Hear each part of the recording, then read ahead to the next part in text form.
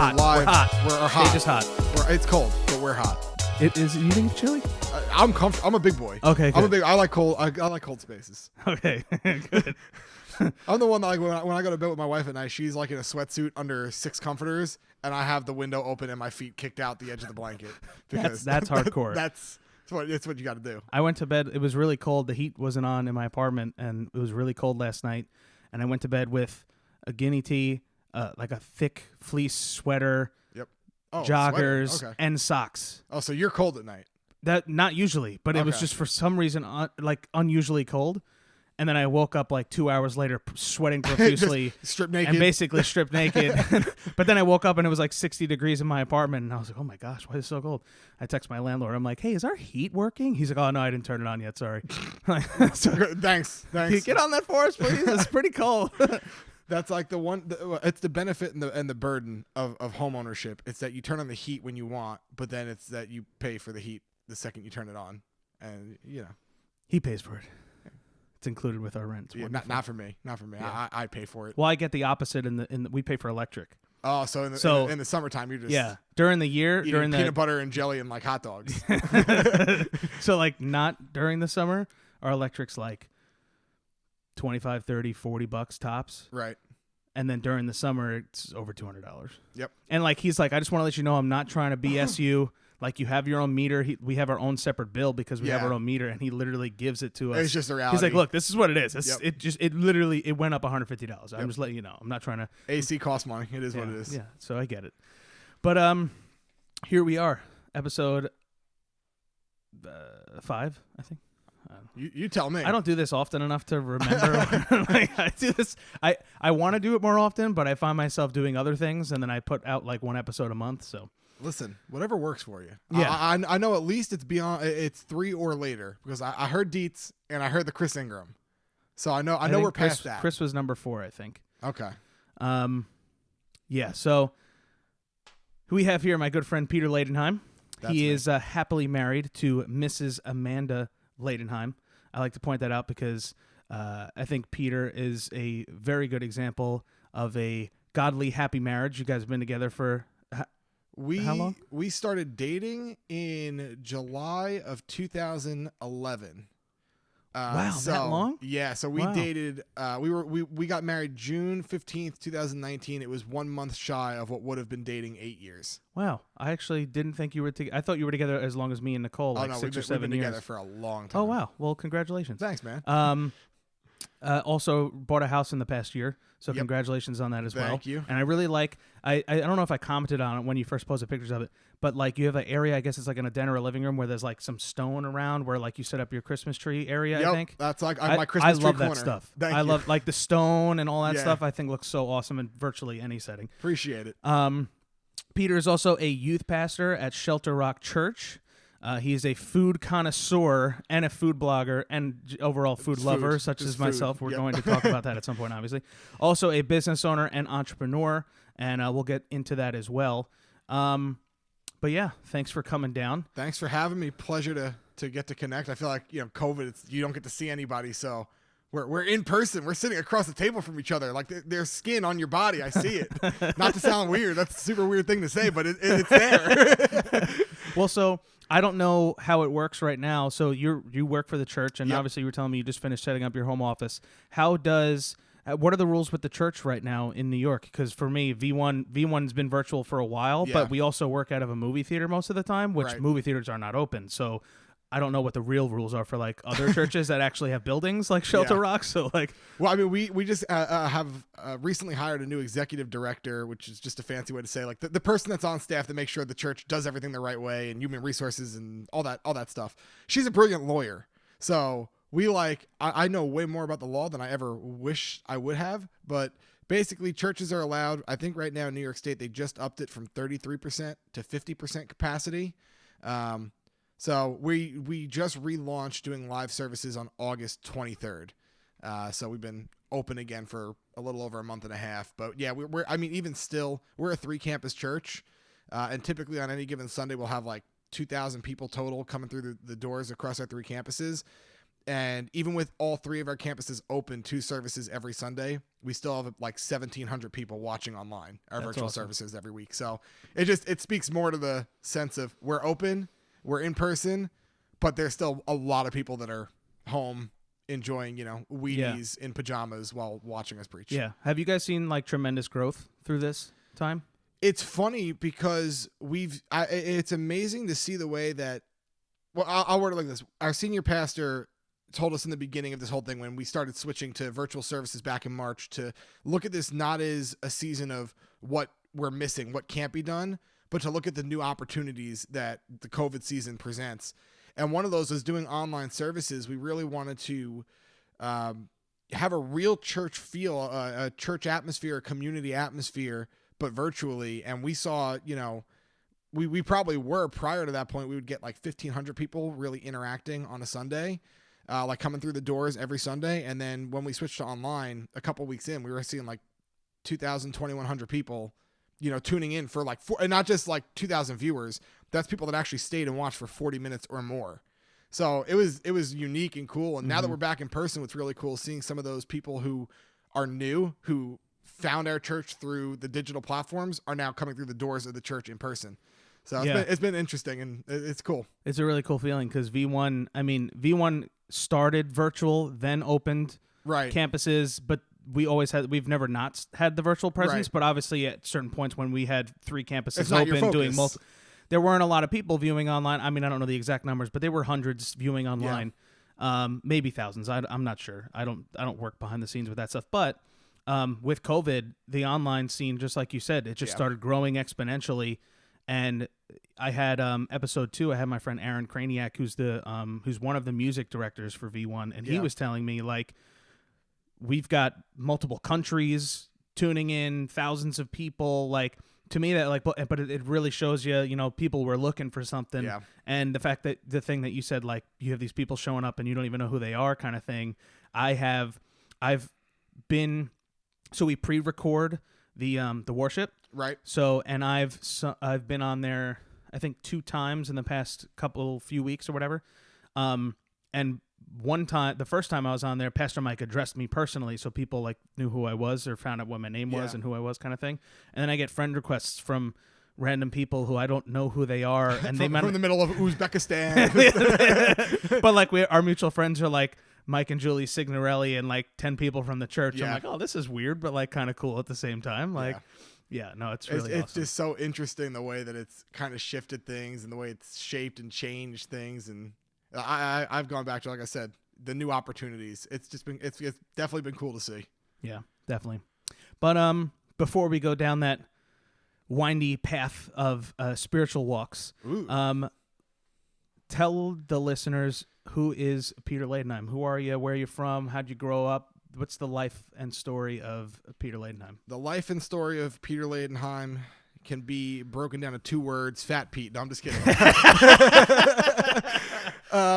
No, so I mean, Ross, you and I go way back. I grew up in a town called Copiague for many years here in Long Island. Eventually moved to Smithtown, and I make jokes all the time. My parents really set me up for failure because I came in from like a lower class town to a pretty upper middle class town. Chubby in the middle of the year, bald except for a flip in the front of my head that I had dyed blonde, and an earring, and then a gap in my teeth the size of like the Long Island Expressway, just in width. And they're like, all right, yeah, go to this new school. Like, you'll have fun. You'll make friends. And then the first week, they were going to show Harry Potter in class. And my parents were very much like, oh, no, you can't watch Harry Potter, it's spiritual, whatever.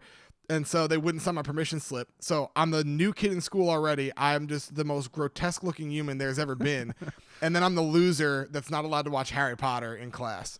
So yeah, it was tough. It was a tough go in the beginning part of life. And then, yeah, I was a little chubby too. Eventually I got the name Fat Pete. But yeah, no, really about me. I love Jesus. That's I'll start with that. My number one thing. I'm a Christian. That's, there's a million ways everybody identifies themselves. That's my number one way. I'll always identify myself. Like you said, I'm married to my wife Amanda. We've been married over a year. We met in youth group growing up. She's by far my better half. I say every day, Lord, thank you that you somehow have put a hex on her that she has blinded love goggles towards me because I do not deserve this. And yeah, I love doing ministry. I work with teenagers for a living. I love being able to take my life experiences, the things that I grew up struggling with, succeeding in, and being able to share that and talk about, Christ in the midst of all that and other things. I love food, and it's like the joke, like, yeah, of course you love food. You're fat. No. I love food. I'm at a very diverse church, and I tell people all the time, one of my favorite ways to experience culture is through food. You learn so much about people. So I love food. I've been doing food blogging, which is basically just taking pictures and then writing about it, which, yeah, whatever. So it's a thing. And yeah, I'm super entrepreneurial. So I have an Amazon business. I dabble in real estate. I feel like I have a million things going on at any given time. I have a podcast that we're launching for student ministries. Yeah, that's a lot. That's condensed. That's Peter Ladenheim.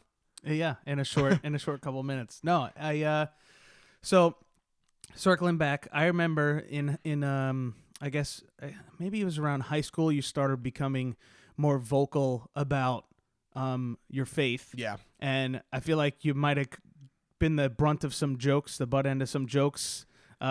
Pizza, born again Christian. Yep. Like, what was all that like? How did that come about? Like, so I grew up in a Christian household, which basically just meant like we went to church. And I remember like being a teenager, we had youth group met on Wednesday nights, and I was one of those kids that every report card that come home, missing homework. I'm not a school person. Not that I'm not a school person. I didn't do well in school. I was a bit lazy. But Wednesday nights, it was a perfect opportunity to be like, yo, mom and dad, can I not do my homework because I want to go to church? So that was a lot of like what I grew up doing. I was in church because I just didn't want to do schoolwork. But over time, I built relationships and friendships, which wound up being the anchor point that brought me back initially. But what's funny is as I reflect back as an adult, you had these little moments where I'd hear something that clicked. Like I'd hear something in a message that clicked, or I'd like have like some emotional response in a worship time that would click.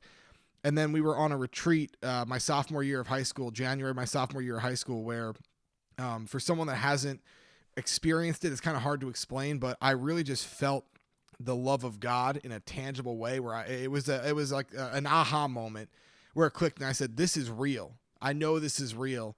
And that's when I really started, I prayed for salvation, and I became I look at that as the moment I really became a Christian, where it wasn't my parents' faith or just religion, but I had a life change. And then I still dabbled in some stuff. How old were you? So that's, I don't know, sophomore year, I guess 14, something like that, 14 or 15. And I still was doing some of the stuff that I had been doing. I did like a ton of drinking in high school and all that nonsense. That just, it wasn't healthy for my life. So I still was doing that. But I remember then that subsequent summer, I went on a missions trip to Costa Rica, and I really felt strongly this kind of pull in my heart of, do you want to live for me, or do you want to keep doing what you're doing? And I felt that challenge. And, that summer then going into 11th grade, that's when I think it started to shift, like you said, becoming more vocal. That's when I really started to take ownership of it, that this wasn't something that was on the back burner or just my parents' religion or just a religion thing, but this is really defining a lot of who I am. And this is what I want to be known for. And I can recall the most intimidating part of it. And again, as you grow up, you learn how stupid some of the stuff you cared about was. But of course, you're in high school. You care about what people think about you. You care about how they perceive you. And I started to graduate from that. But I remember my senior year, I think it was for English class or something, we were doing presentations about careers, what you want to do when you get older. And I did my whole project on being a youth pastor. I knew I wanted to work with students. I knew I wanted to, work vocationally in ministry. And I remember going into school that day, I'm a sweater. I'm a big boy and I'm a sweater to begin with. But I mean, dripping like the whole day, just out of anxiety for really getting up to share in front of classmates that while they're talking about sports management and business and all this other stuff, I'm going to come up and be like, yeah, I want to work in the church with teenagers. Like, it's a weird thing to come out and say as a 17-year-old. Especially where we grew up. Yeah. I mean, we grew up in an area where it was, if you look at the demographic, it's very, Roman Catholic, Jewish. It's not like it's an area where people don't know who Jesus is or what faith is, or what Christianity is. But from my perspective, for a lot of people, it's a back burner thing. It's my parents, we go to church, like that's it. Are you a Christian? Yeah, I go to church on Sunday.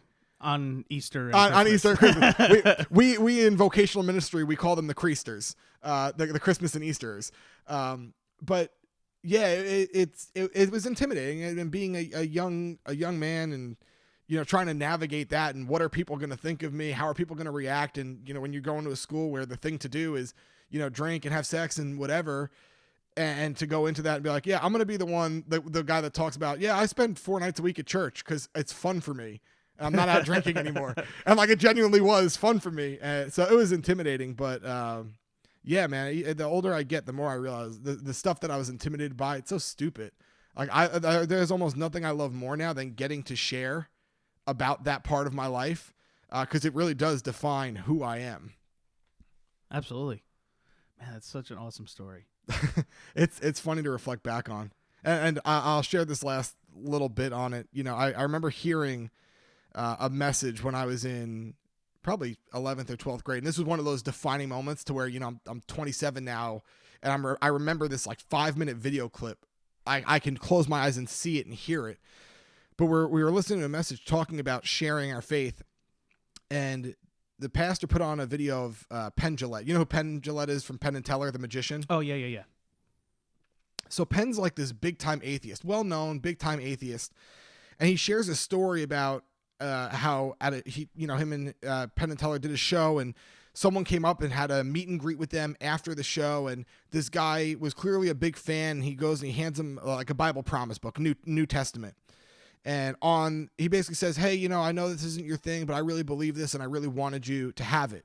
And on the inscription, it said something basically that the same sentiments of, this is so important to me. I really believe this to be true, and I'm so appreciative of you. I'm a big fan, and so I just really wanted to be able to give this to you and pray that you read it. And Penn, and this guy knows, obviously, is a mega fan, so he knows Penn's an atheist. He knows all this stuff. But Penn said he was so touched by that, because if you really believe something, if I really, like, if I saw a woman crossing the street, right, and I saw a bus coming at her, how much do I have to hate that woman to not yell something? Or how much do I have to hate that woman to not go and at some point just tackle her out of the way? And he said the same thing. If you believe there's a heaven and a hell, and you believe that I'm not going to heaven, how much do you have to hate me to not share? And that, for me, became a transformational thing in my life, to hear that sentiment from someone who's an atheist. And he goes on in the video to say, now, I still don't believe. I still think this is all a crock. But that's shaped a lot of my burden and my passion for that, because if I believe this to be true, how much do I have to hate you to not share with you? And so I'm grateful now that as an adult I've had those, and even as a teenager to have had those experiences that have helped shape who I've become. Yeah. That's an interesting way to look at it.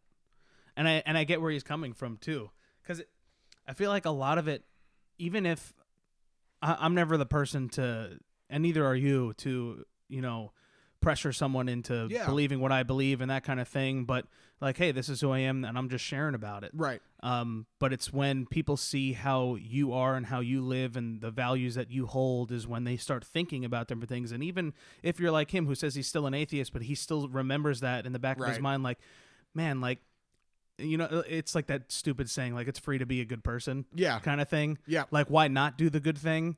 And why are there people who won't do the right thing? I don't know. It's one of those conundrums that really makes me think really deeply, and I can just ponder about for hours. But well, another person said to me this way: is like, if we're friends, right, and I'm married, but I never tell you that I have a wife, and 2 years into our friendship, I tell you, oh yeah, I've been married for 3 years. You'd probably find that pretty weird. Like, why are you not telling me that you're married? Yeah. Similar for Christians. Like, if I have a relationship with Jesus, and I've known you for so long, and I've never brought up, oh yeah, by the way, I have a relationship with Jesus. It's weird. It should be weird. Yeah. It should be weird. Yeah, and it's exactly what you said. It's not about forcing my beliefs, or one of the things I value in life is actually surrounding myself with people that are different, like have a different mindset, have different experiences. That helps us all as individuals be better people, be more well-rounded. We surround ourselves with people who think, act, do differently than we do. But that's not going to stop me from sharing, but it's also not going to be like, I'm not there are people that do it. I'm not even criticizing them necessarily, but I'm not the street corner repent or burn kind of guy. Like, I'd rather have like a nice conversation, talk about life, get to know someone, and not be like, hey, I've never met you before. By the way, you're living in sin. You're gonna go to hell. like it's not what I do. I don't think it's effective. So yeah. So you went to Nyack, right? Yeah. Story. I laugh because there are essentially no qualifications needed to become a pastor. Yeah, you need to be educated. You need to have knowledge of the Bible, theology, all that stuff.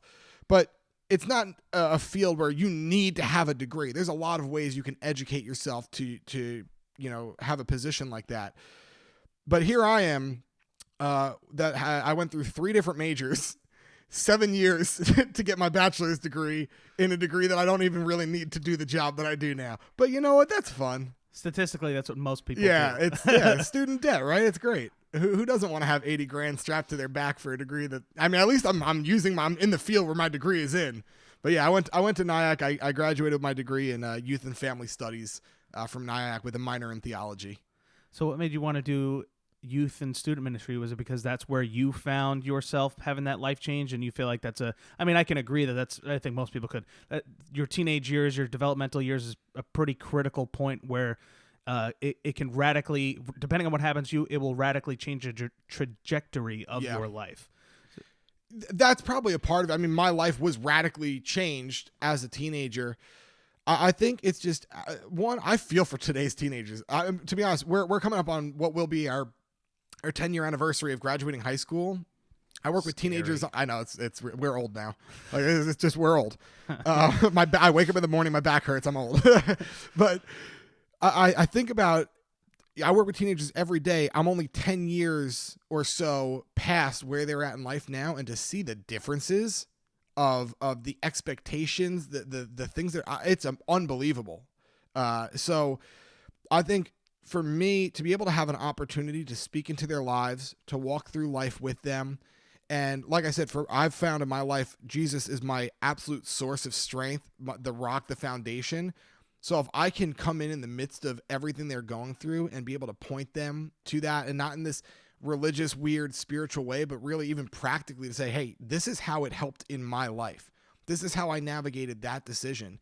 And the misconception about Christianity and stuff like that is that it's a list of do's and don'ts.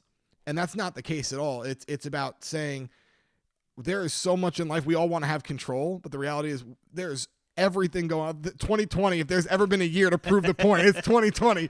We have no control over 99% of what goes on, but to be able to put your trust in someone who does have control, it changes everything. And so to be able to work with students and share that and be with them through the process, go through things with students like, their parents are going through a divorce, and be able to walk alongside them, being able to walk alongside them through the rejection, and also the great moments too, the triumphs, the getting into college, the big, Sunday or big Saturday where they went off in their football game, whatever it might be. It's just awesome, man. It's really awesome. Yeah. Did you watch The Social Dilemma? So I have not, because Ooh. I've been trying to watch much less TV, videos, all that, because my content intake during COVID was like all of the junk you could imagine. And everyone else, man. I know, but I'm just like, I need to step away from the screens and just, I'm going to read books. I'm reading books. I hate reading, but I'm reading books because it's that bad. In The Social Dilemma, though, I will say this, because you're talking about how you feel bad for today's youth. Yeah. And for starters, the fact that being depressed is like a meme and it's like normal. Yeah. That's sad. Yeah. I mean, we definitely have that. Not to downplay anything. Mental illness is real, but the level, because these kids were born with phones in their hands, essentially. Yeah. We didn't have smartphones until high school. I didn't even have an Instagram until after high school, like that kind of thing. Yep. Whereas these kids are like in middle school and they're Snapchatting naked pictures to each other, just to be honest, that's what they're doing. But in the social dilemma, it talks about the effects of social media on people in general, but it does have a subsection where they talk about kids, and they talk about the suicide and attempted suicide rates have, I don't know the exact numbers, but they've gone up They're skyrocketing. exponentially, like 150%. The amount of teenage, I think it was like teenage girls under 16 years old, the amount of hospital visits for mental illness or attempted suicide or cutting and things like that have gone up exponentially, like 50 or over 100% or something like that. And it does like these kind of cheesy, like it's like half movie, half documentary, Right. but it's like, they're doing it to demonstrate it. But there's like a little girl who like posts a picture with filters on it, and then like it doesn't get enough likes, and then she feels bad about herself. She deletes the picture. Right. Then she tries to put more filters on it, but then it looks ridiculous. Then she has an emotional breakdown, and like that's real. Yeah. Like people, because a lot of times they put their value on looks, and if I don't have looks, what else do I have? Because I don't have anything else to lean on. And not even just the looks, it's also just the likes release serotonin. Yeah, the approval in your and all the other positive things. Yeah, it's crazy. It's crazy to think about the pressure that's on them. And to your point, like you said, I didn't have an Instagram till after high school either. And we all know bullying exists, and even like not even the drastic stuff of like, the pushing up the kid against the locker and pulling his underwear over his head, like the things you see in TV shows, but just in general, to not have an escape, a reprieve where you can just have. I look at my home as a sanctuary, and what I mean when I say this is, it's a place where I can come and I can unwind and I can feel comfortable. And I just had a bad day, I can lounge on the couch, I can read a book. I know I'm good. I can relax. I can be present here and not have the external pressures of the world. For students, they're addicted to their phones, like legitimately addicted. Mm-hmm. And so when they go home, they don't have that retreat. And even though, why don't you put your phone down? I'm not joking. I'm going to tell a quick story. I went on a missions trip 2 summers ago to Belize with a group of students, and it was a great trip, and we were able to work in the community and make awesome memories. And it was I always look at, when I do a missions trip with students, not just about the people we're going to serve in wherever we're going, whether it's here or abroad, but I want it to be a discipleship opportunity for my students where they get a new perspective on life. They really learn the importance of helping others and going out of their way and broadening their worldview. So one of the things we do is we say, all right, we're not going to be on our phones. Now, when I was growing up and I went on a missions trip, your phone just stayed home, period. That's it. Now, parents don't let you do that. No, I need to be able to contact Timmy. I need to text him to make sure he's alive. Okay, because you don't have my number. That's fine. So the kids bring their phone, but I had this one student who's 15 years old, would not get off his phone. I told him multiple times, get off your phone. Kept getting on his phone. And so I go to the back of the bus one of the days when we're on our way from like a half an hour trip from our hotel to the work site. And I peek over the back seat, and he's got his AirPods in, and he's watching TED. Now, like, I'm not judging the kid for watching TED, but like, you're on a church missions trip. Like, you should know there are certain TV shows, movies, whatever, that are probably deemed appropriate, and some that might be over the line. If it's rated R and it's got nudity and cursing, probably not the church appropriate video to be watching. So I take his phone, I put it in my backpack, I go to the front of the bus, don't even say anything to him. I just took it. He comes up, and he's like bartering with me, like his life depended on trying to get his phone back. Where is it, man? Where is it? I need my phone. Come on, man. Please. I'm so sorry. I need my phone. He's reaching behind my back to try to grab my backpack like a crack addict.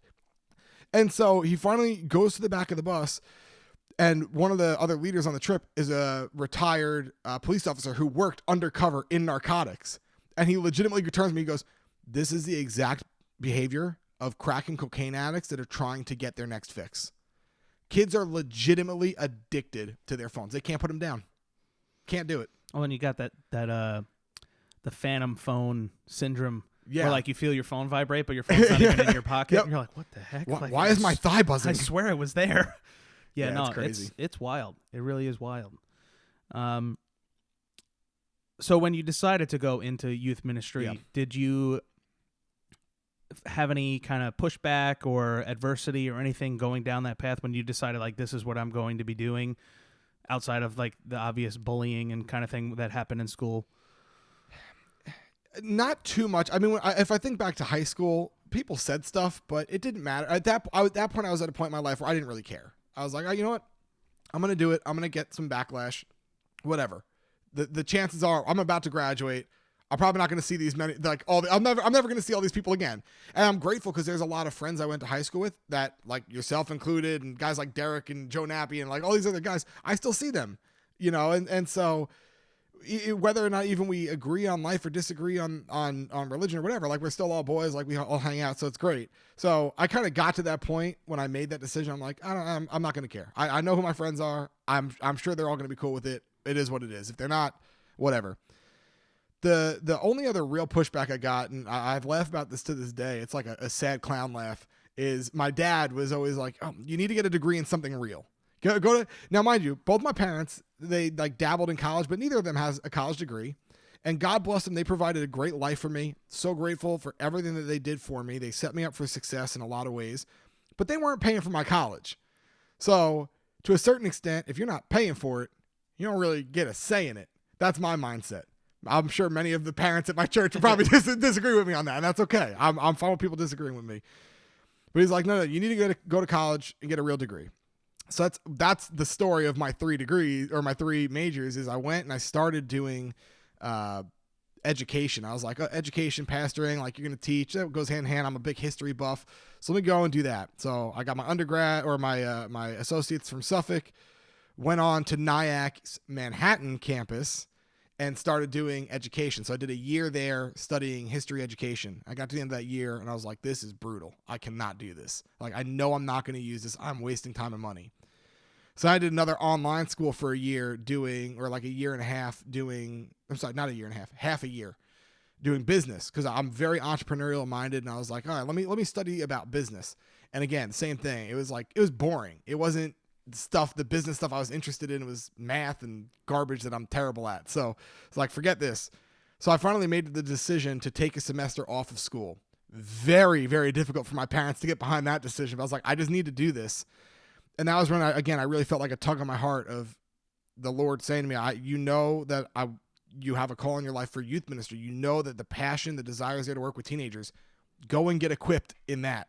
So that's when I made the decision to go to NIAC's Rockland campus and get my degree in youth and family studies. So outside of like the pushback of my dad of the quote unquote real degree, mostly it was widely accepted. Oh, so that's good. Yeah, it was. Yeah. I mean, but it's your parents also. Yeah. So it's like, but yeah, no, that's awesome. So tell me about your entrepreneurial pursuits. So I didn't know that you had an Amazon business, and then I've talked to you about real estate before. I feel like, because you got to make money, and you like nice things. I do. I love nice things. We both love cars and that kind of thing. So my inspiration behind it mostly, one, I love entrepreneurial. I love business. I love entrepreneurship. I just think to think creatively. It's one of the things if I'm ever critical of like the American education system, we don't teach people to think for themselves and develop ideas and process through thoughts. I love it. You look to like I'm a history buff. You look to the early 1900s and all the changes that were being made. It was just because people were thinking of things and, all right, I'm just going to pursue it and build it and use my hands and make something and see what happens. So I've always loved that mentality. I've always had that mentality. And then knowing that I really want to be a youth pastor, that's my number one priority. It's what I really feel the Lord has asked of me to do. And I love doing it. I started to think, all right, well, most times, there's preachers and sneakers and all those Instagram accounts. I'm wearing their merch right now, but like, I love that. But most pastors are not in positions to be turning 6-figure salaries and doing all this and that. And I'm grateful because Shelter Rock really takes care of, myself and my wife well. But for me, I wanted to always be in a position to provide a better life. And one of the dreams Amanda and I spoke about is she is the least lazy person in the world. She is the most hardworking, diligent person. And it's exactly because she's like that I want to provide her the opportunity to not have to work, because I know that she's so willing to do it. And so for me, our dream was always, we want to have kids eventually. Let's get ourselves financially situated so that by the time we want to have kids, she can be a stay-at-home mom. She's got her master's degree in education, so eventually the kids will go back, go to school, and that'll be a great way for her to plug right back in and be able to be a home mom and work and all that stuff, because she would get bored sitting around the house all day. But all that to say, that's always been like, all right, what can I do and thinking that I have a full-time career, so I can't do this full-time 9 to 5 Monday to Friday. What can I do outside of that to be creative and generate income? So I've dabbled in real estate, recently opened an Amazon drop shipping store. So that started to blossom now. Looking into investing in rental properties, all stuff to kind of build residual income, so that when that, like I said, in the next couple of years, when we make that decision, we're financially in a position to own a home on Long Island and have, one working person and be in that position. So, it was somewhat birthed out of necessity, but also birthed out of just like, I enjoy the grind. I like doing that stuff. How is running an Amazon store? Super easy if you've got cash to put up front. So the way I got into it, a buddy of mine in Florida who I've done real estate stuff with, one of my best friends, his name's Luke. He had started doing this Amazon drop shipping with this guy that he met down there. And so basically the long and short of it is, of Amazon drop shipping, is you have a store. Everything that's sold on Amazon is sold through someone's store. So like if you click on a product right now, if you were to go to Amazon and search toilet bowl brush and click on it, and then you can scroll down and see other things from this seller. You click on that, that's the store. So you list whatever products you're selling, that's your quote unquote storefront right there. The way that the drop shipping works is everything on Amazon is sourced from somewhere. It's either someone that owns the products, or someone that makes the products, or a vendor or whatever. So we build relationships with vendors, people who have the products, that they'll give us the wholesale price on them. We'll list them on our Amazon store. And then when you go to Amazon and you buy the toilet brush off of my store, I actually don't have to do anything. We have virtual assistants that then process that order. They say, okay, we've got the customer's information. They purchased it. They go to the vendor that we have a relationship with. They purchase the product, and the vendor ships it directly to the buyer. So it's basically like The Office. We are the middleman. But what's nice about this program in particular is, like I said, I have to think creatively, because I don't want to sacrifice my 9 to 5, because I really believe in what I do. So what's great about this is we paid into a program where they have virtual assistants. They do the market research. They take a percentage of your net profits, of course, and it costs money to get into the program, but they're managing, when that order is purchased, I don't have to go on and fulfill it. When you purchase my toilet bowl brush, I don't have to go on there and go to, Petra or D&H and type in your information. They do all that. So it's really an opportunity for me to be hands off and just pay off my credit card bill and, monitor my taxes, and I'm good. Wow. Do you actually have toilet bowl brushes? I have literally thousands of things on that store, and I have not put a single thing on there. So probably, but I really don't know. I know we have a bunch of cleaning products, so I wouldn't be surprised if toilet bowl brushes were one of them. Yeah, and sure, Amazon exploded during this whole pandemic. People weren't going out shopping, so. It's funny. So they say that when you do like a drop shipping store like this, it'll take, 6 to 8 months to kind of scale it to a point where you're turning any sort of profit. We put in $25,000 at the start, and that was kind of like the buy into the company, plus they take a percentage of the cut. Now, in any business, if you can make your investment back and start becoming profitable, in any business at all, if you're profitable within 2 years, it's like that's phenomenal. That's great. Because most fail, and right? Most don't. Can't speak. Most don't turn a profit in the first 2 years. Right. So we're here where our store really launched end of February, beginning of March, and by now we're in October. We've already made like over half of our investment back. In net profits, and that's not even net profits, in like actual profits. That's we've paid our virtual assistants, we did all the other stuff, and we've recouped that much money. So for me, what's nice about this is this particular model is one, we don't have to hold any inventory, so there's like no risk, quote unquote, because I'm not purchasing 30,000 toilet brushes and sending them to Amazon's headquarters, and then if they don't sell, I'm screwed because I spent the money already. It's more of the vendor has all the supplies. We're just processing the order. So our margins are smaller, but there's no overhead, no risk. So once we hit that 25,000 in total profits, we've made our money back. Everything from that point forward is all profit. Nice. So yeah, it's like, again, it's not like anything major in terms of like life changing. Hey, but money that you don't have to invest that amount of time in to recoup. I mean, or rather to make a profit. Yeah. And you're not 40 hours a week at a desk to make it. That's it's maximizing your time. That's one of the big things I've been working on, is trying to maximize my time and my resources to make them work for me. And that's how I'm looking to set myself up for the future. And that's one of the, like, looking into, rental properties and things like that. Even something like my house. I looked at my house as an investment.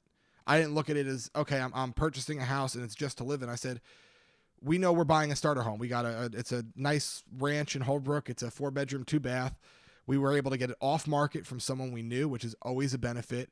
But I said, it doesn't have the biggest yard. It's not the most updated. We had to put a little bit of work into it. But I said, I want to buy here because I saw in Patchogue a couple of years ago, they did the whole revitalization of the downtown, and all the housing market around there spiked. Recently, the Ronkonkoma train station, which is 3 or so minutes away from my house, they were investing like $500 million into revitalizing the whole area. They're going to be building a stadium. They built new luxury apartments. They're bringing in new restaurants, new businesses. So when I was looking to purchase a home, I was like, I want to buy a house in here because I think we'll get a positive, windfall. We'll have positive equity 10 years down the road when we want to sell. And literally in the course of a year, we bought our house in May or April 30th of 2019 for $345. We're refinancing it right now because the rates are low and the values have gone so far up. It's going to appraise for $440,000. It's $100,000 in a year in equity. And it's like that kind of thinking, trying to do like little things, like practical things in life, that's going to set us up in the future. So it's like that's my mindset behind all of it. Yeah, I hear you. And I feel like most people have at least similar goals to what you're talking about, right, or aspirations to do what you're talking about, but aren't willing to put in the time, effort to even learn about it. And a lot of people will point at you, I'm sure, even friends point, oh, you're going to buy a house over there, or, oh, you're going to do this, that, and the third, or you're going to open an Amazon store, and you're like, dude, just come on. Just wait and watch. That's it. Yeah. Oh, yeah, there you go. You honestly, you brought up a great point. It's like, I feel like people our age, they have two problems. One, they don't know where to start because, again, we haven't been taught great critical thinking skills. Or two, and unfortunately with people our age, I see this a lot more often, they're lazy. Like right now, one of the things I'm working on, like I said, I've dabbled in real estate, but I want to try to maximize how much capital I can make in a quick time so I can go and reinvest that money and kind of scale and build it bigger. And I was listening to a show or a podcast, I forgot actually what it was, but one of the guys on the show said, the reality is doesn't get built overnight. You really have to be willing to put in the work. And so I started thinking to myself, okay, what time do I have available that I can maximize? What time am I wasting? So I'm getting my real estate license just so I can even go beyond the real estate investor side of it and flipping houses or anything like that or rental properties. For the time being, I have enough time in my schedule. I can sell houses. So let me go get my real estate license. I already got offered a job at a real estate company after a conversation. So I'm going to start doing that on my downtime as well. Why? Because I'm willing to work hard right now and because it'll maximize how much money I can bring in and save over the next several years to reinvest in my future.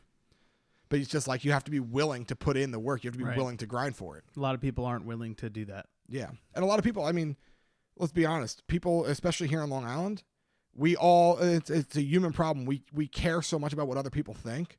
So if I'm not wearing the nicest shoes or if I'm not driving the nicest car or if I'm not, whatever it is, it's like, you're seen as lesser than, you feel like you're not adequate.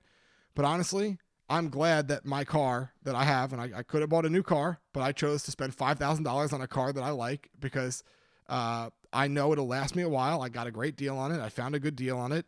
And that's saving me either in a chunk payment that either kept 30 grand or plus in my bank that I would have spent on a new car, or it's saving me $400 a month on a car payment.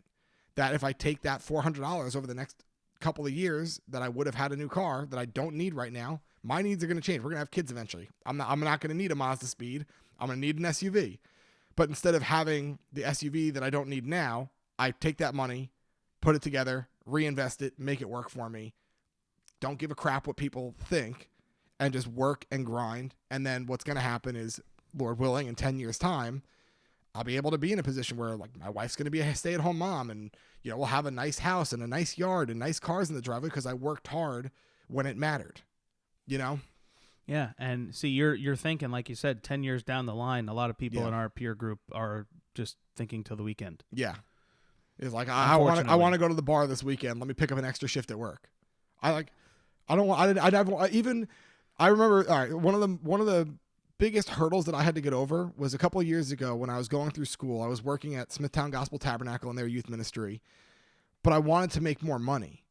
And so I took another job back at Don Giano's Pizzeria where I worked in high school.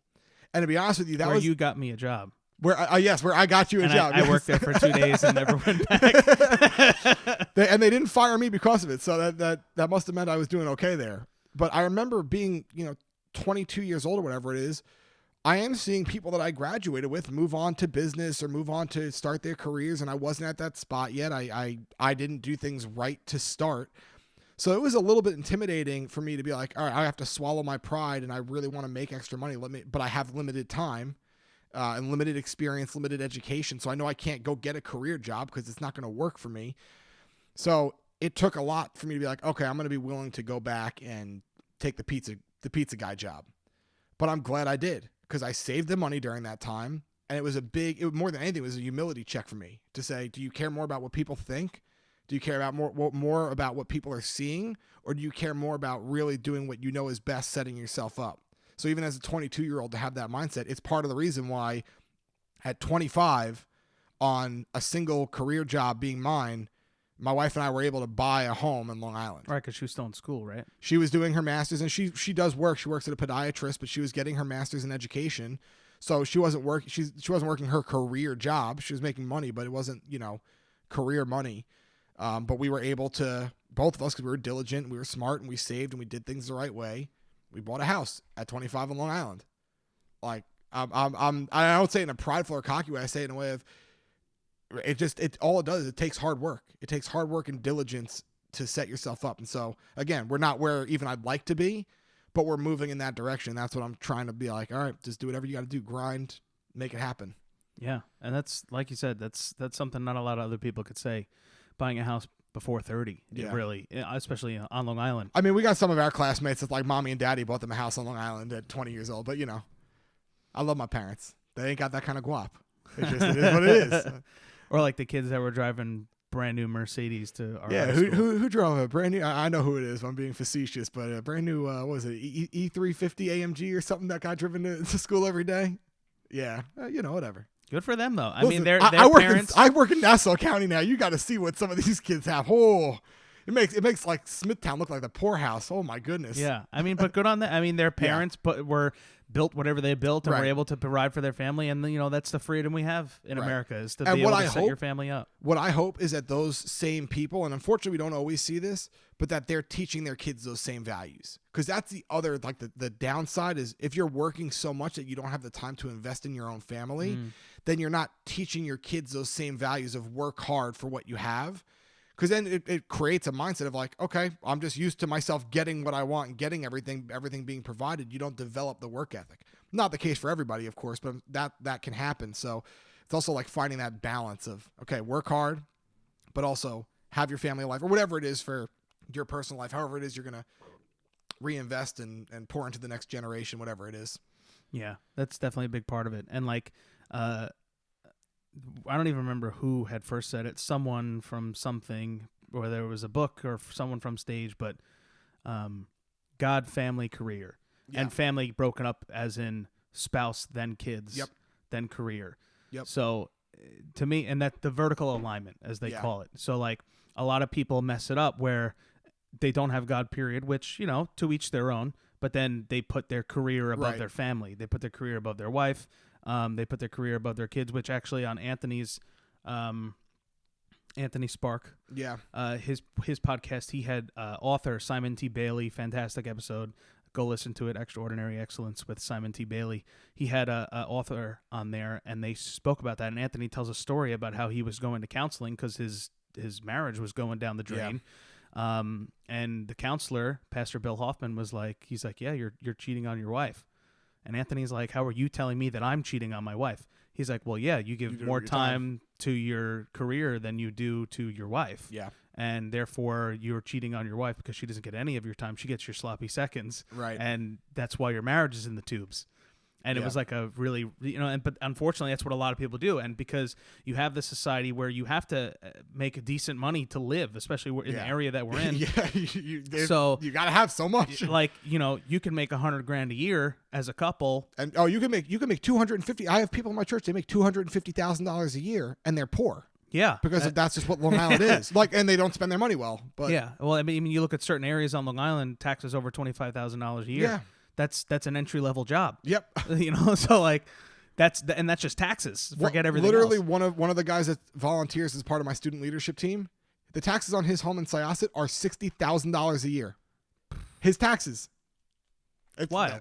It's crazy. But you have so many people who are they may have even grown up with good values or good family, whatever, but they've just been they some people I've heard stories, and some they overcome, some they don't, but they grow up in that poverty mindset where they have to grind or else they can't eat kind of thing. So all they do is invest their time in growing their career, making the next dollar, and that kind of thing. And then they'll get a job where, say like CPA or something, where they're allowed to work 7 days a week. Right. But they can make so much more money. But then you're working 7 days a week as a CPA, 10, 12 plus hours a day.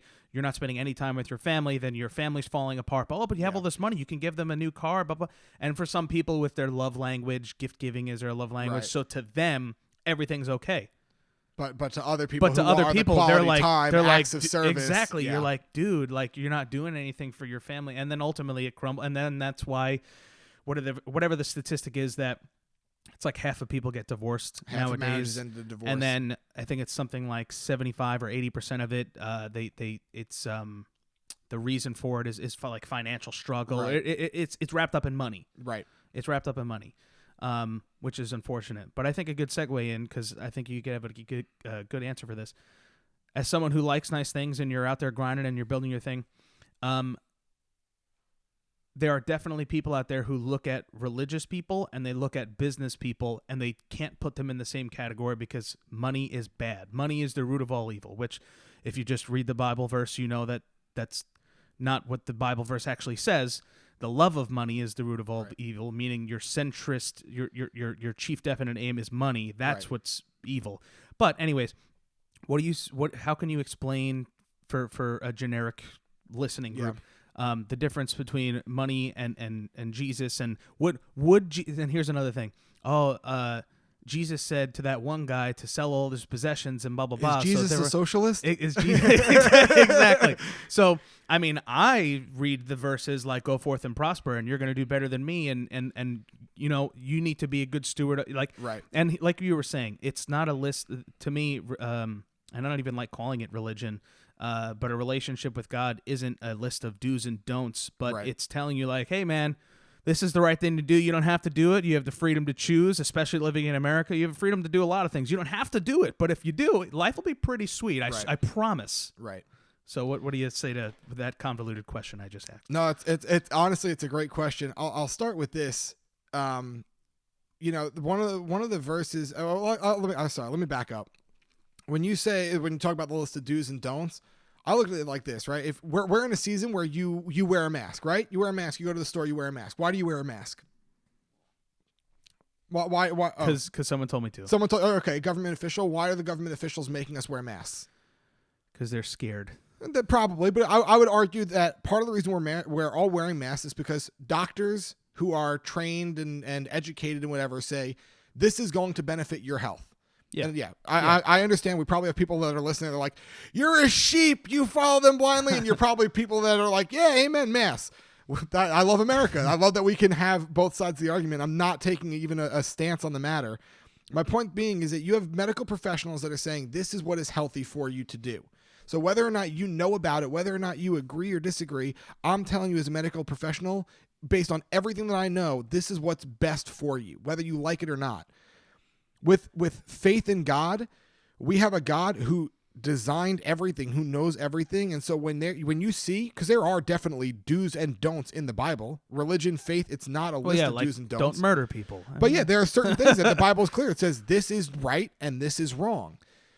But we get so self-obsessed with like what our desires are, what we think is best, what we think is right, that we're missing the point of like, we have a God who actually knows what's best. So if he's saying do or don't do something, he's not saying it to say, I want to rob you of your freedom. I want to rob you of, you being able to do what you want to do. He's saying, I know the best for you. And if you follow what I say, you are going to live life truly to the fullest, not to what you think is the fullest, but to what will actually equate to being the fullest. So I'll start there. Secondly, when it comes to the money, one of the things with the Bible, people sometimes are like, oh, the Bible contradicts itself. How do you have the Bible? Jesus tells one guy to go forth and prosper and tells one guy to sell his property and give to everyone who has need. Like, doesn't that contradict each other? Everything in the Bible needs to be read in context.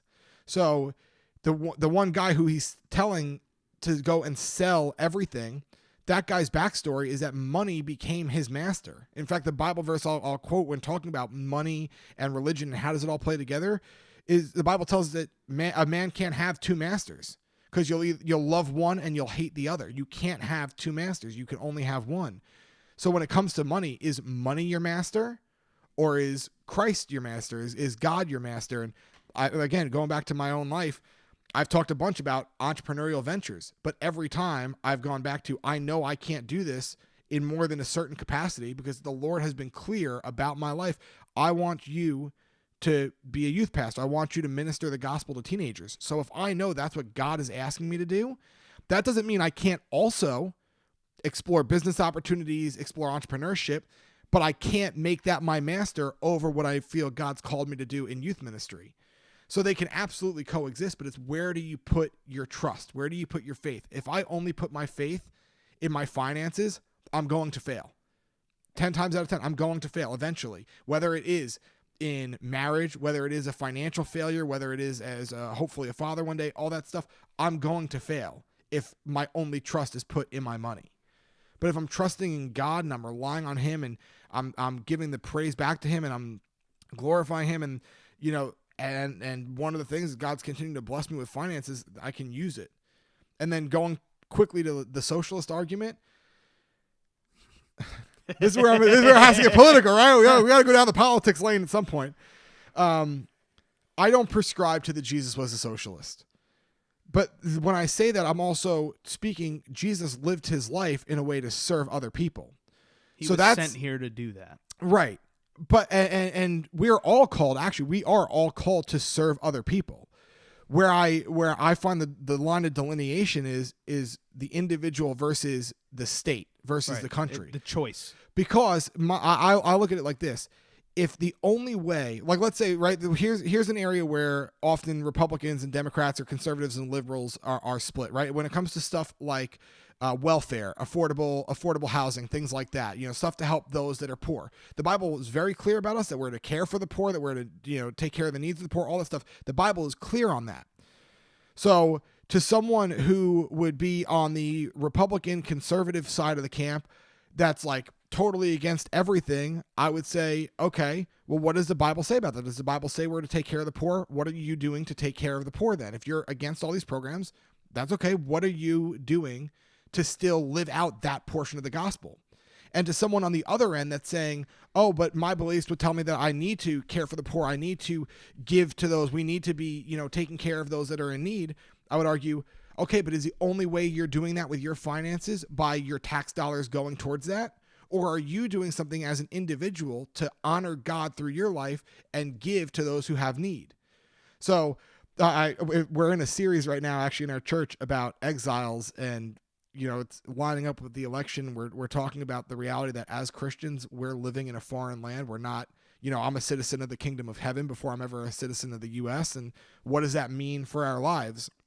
And the reality, and I shared this last week, is that neither the Republican or the Democrat or the conservative or the liberal parties and ideologies perfectly fit into Scripture. And the reality is that's it is what it is. And it's because we are flawed humans. We're flawed people. None of us are perfect. And the only person that could ever come back on earth that we would all agree with would be Jesus. And if Jesus came back and ran for office, people on both sides of the aisle would still find ideological problems with what he's saying to say, no, this isn't what the Bible actually says, even though Jesus is in front of them. Because we put our political and ideological beliefs and priorities over our scriptural beliefs. So anyway, It's a bit of a long answer, but all that to say, no, Jesus isn't a socialist, but Jesus also absolutely cares about the community and charges us as Christians to care about the community. People just live that out in different ways. Some people live that out through, my tax dollars should go towards this program and that program, and other people live it out by saying, I should have the freedom with my finances to do that on my own. Right. So. Right. I hear you. And I agree. That was a very good answer, I think. Thanks. It's crazy that I work with teenagers and I have to answer this many political questions on a day in and day out basis. But it's true. It's true. It doesn't fit neatly into either category because, and that's I say all the time. Your people. I think part of the reason we're so divided right now is because we don't like to listen to each other, and two, we go into conversations trying to prove points. And I hope that my answer right there, people would have no idea of whether or not I align politically conservative Republican or liberal Democrat, because that doesn't matter to me as much. I have my voting views. I have a way that I'm planning on voting. None of everybody else's business, but before any of that, my number one priority is how can I best in my life, in everyday life, represent Christ. Dang. That's good. Thanks, man. That was great. That was a great answer. For real. I'm trying to listen and think about what you're saying as you're saying it. I think that's going to make a lot of other people think. I hope so. And you played to both sides, which is exactly what people need to hear. There's so much of, this news station only plays this side and that news station only plays the other side, and the other side's evil. Yeah. So it's good. And that's what we need more of. One of my favorite conversations I'd had recently, last summer, we did a missions trip with middle schoolers to Los Angeles, and we got the opportunity to work firsthand on Skid Row in LA, and work with some of the poorest communities in the world, really, or at least in the United States. And anyway, we were driving back from one of our locations. We were stuck in LA traffic, so it was myself and my assistant Rebecca. We were in the front, and we had a van full of kids in the back. And Rebecca and I politically lean very differently. I'm not going to divulge who leans to what side, but we lean to two different sides of the aisle politically.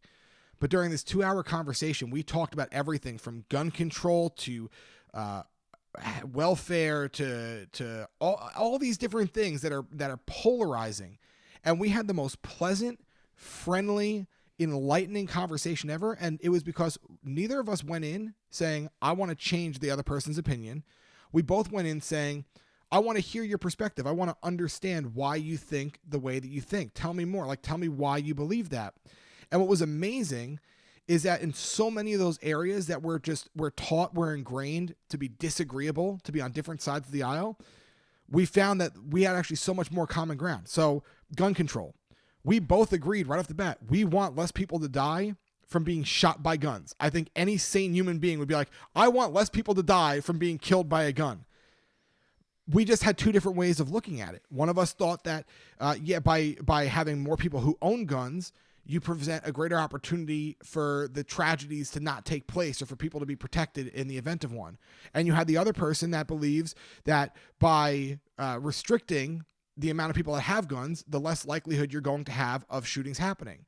So we disagree still. We got to the end of the conversation. We completely disagreed on what the right course of action is in regards to that. But we both realized we both have the same end goal. So this person's not, they want to take my guns, and this person's not, we want to shoot everybody. We realize there's common ground. It's mostly common ground, just two different ways of looking at it. Yeah, and I feel like a lot of people would experience the same thing if they were just willing to have a conversation, because so often it goes back to the saying, a man convinced against his will is of the same opinion still. So if you're just trying to slap people over the head with Instagram posts or Facebook posts or stopping, throwing signs in people's faces or ripping down other people's signs, like that will literally solve nothing. If you support a certain candidate and you see someone with a sign on the front lawn, you go over and run it over or rip it out of their lawn. That person is not going to vote for the person you want them to vote for. They are going to. You just reinforced every stereotype they thought about you. Exactly, and it's actually funny because it was probably a few days ago.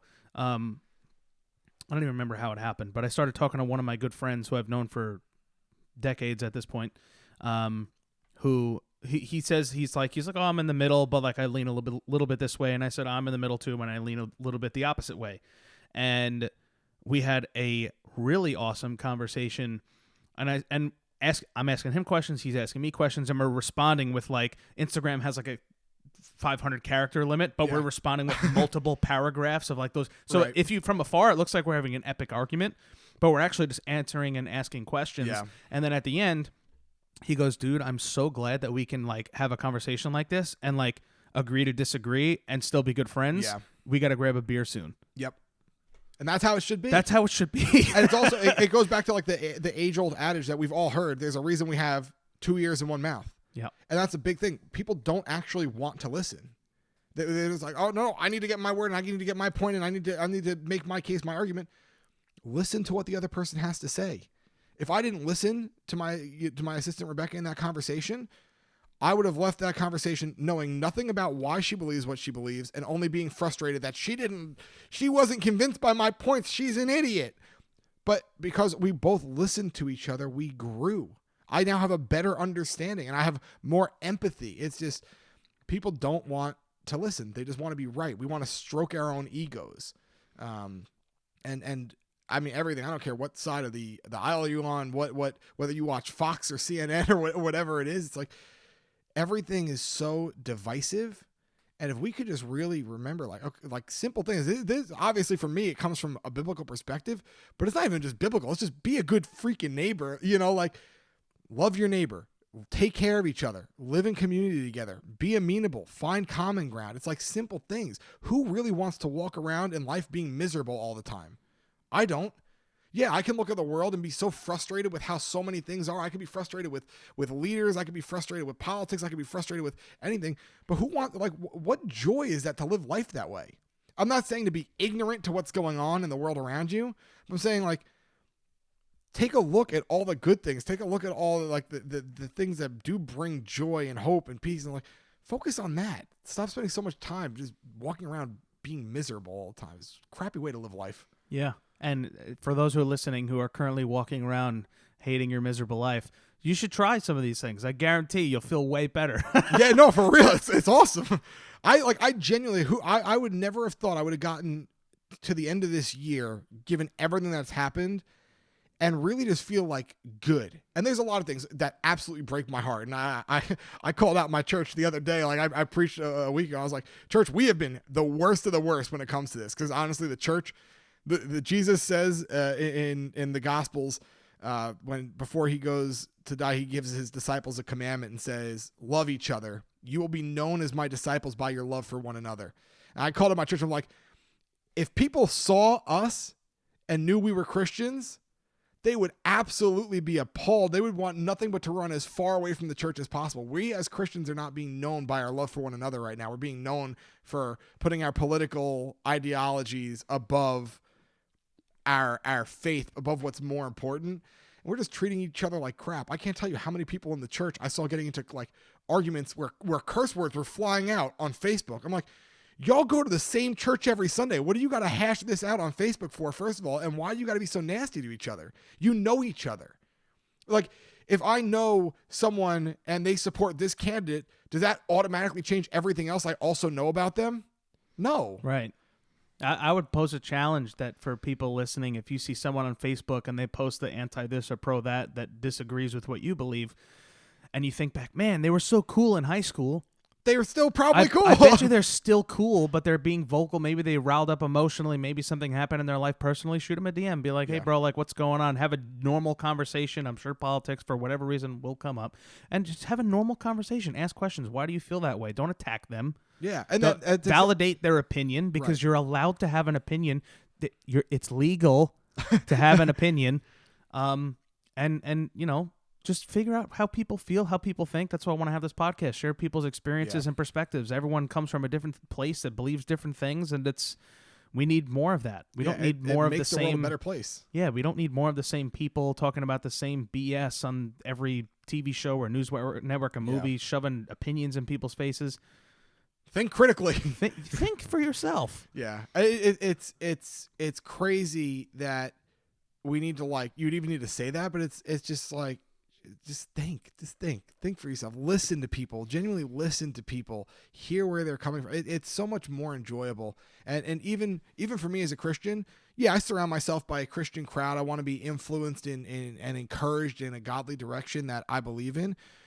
But it's imperative that I surround myself with people who think differently than me. Mm-hmm. If you don't, you're going to be, I don't want to say a crappy human being, because that's not entirely true, but you're going to be limited in what you're really able to accomplish, how you're able to interact with people. You need to surround yourself with people who think differently than you. And even if are different than you. Even if their views are completely contrasting to what you believe, that's okay.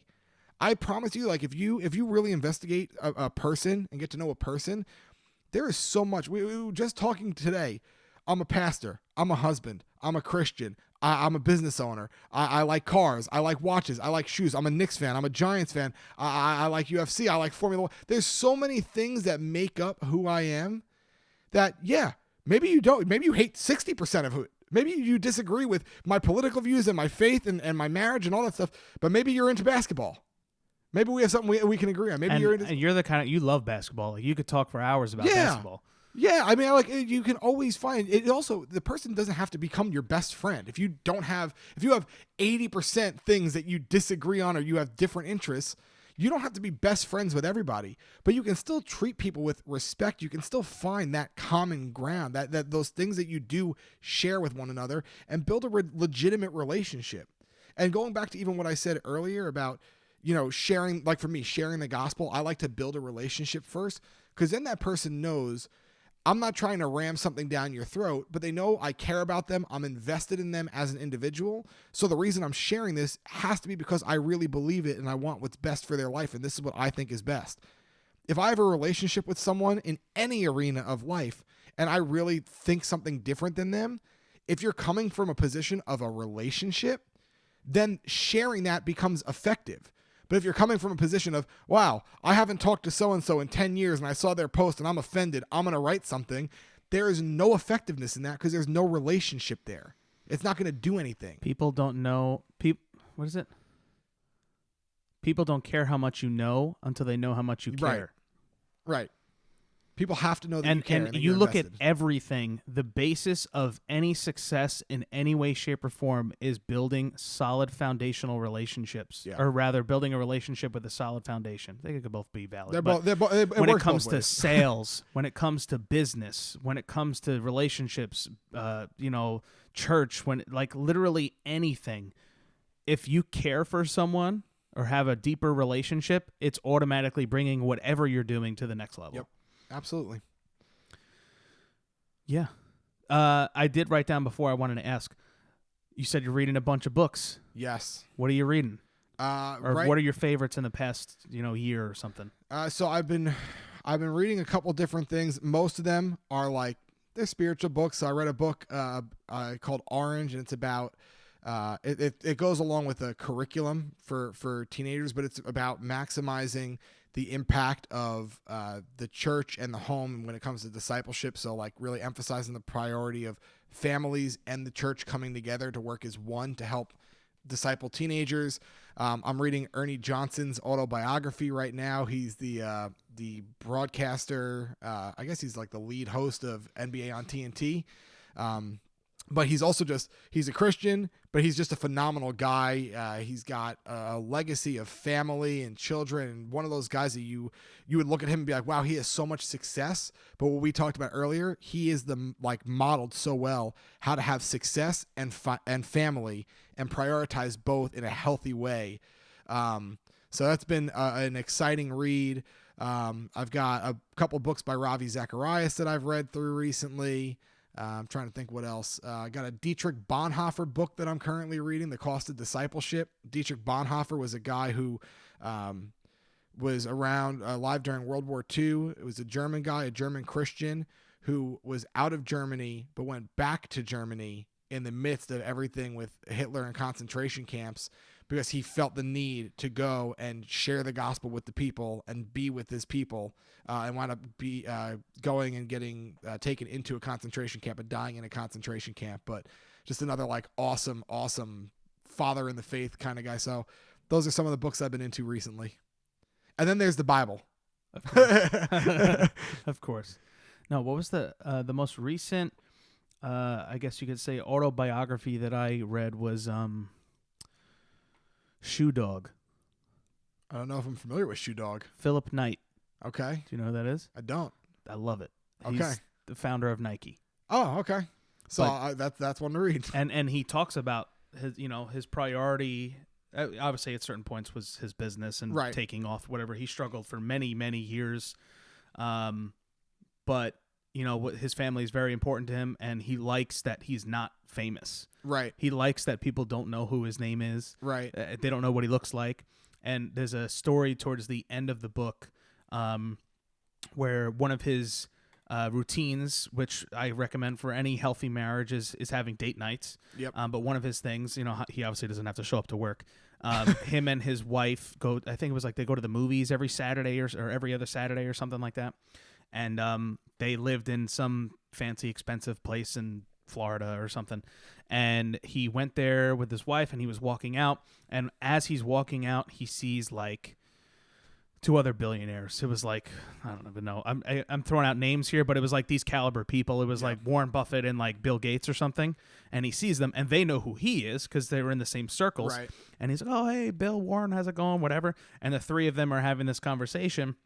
And he said he thought it was so funny that people are walking past and they know who they are. And they're like, oh my gosh, who's that weird looking guy talking to Bill and whatever. And I just think that's so funny. But that was a very, very interesting book, hearing the story of that. He was literally just a track runner who used to make his own shoes because they didn't have the technology that allotted for like regular running shoes that like had arch support and this, that, and the third. And so he literally just started making his own shoes. He went into business with like a couple friends, I think, and then like one of his coaches who firmly believed in him. And his coach to this day, or I think he passed away now, but his coach, one of his coaches was like one of his partners all the way through, like a silent partner all the way through, and was always giving him tips, and he like held him in high esteem and like all this kind of stuff. Really cool. Very, very interesting story.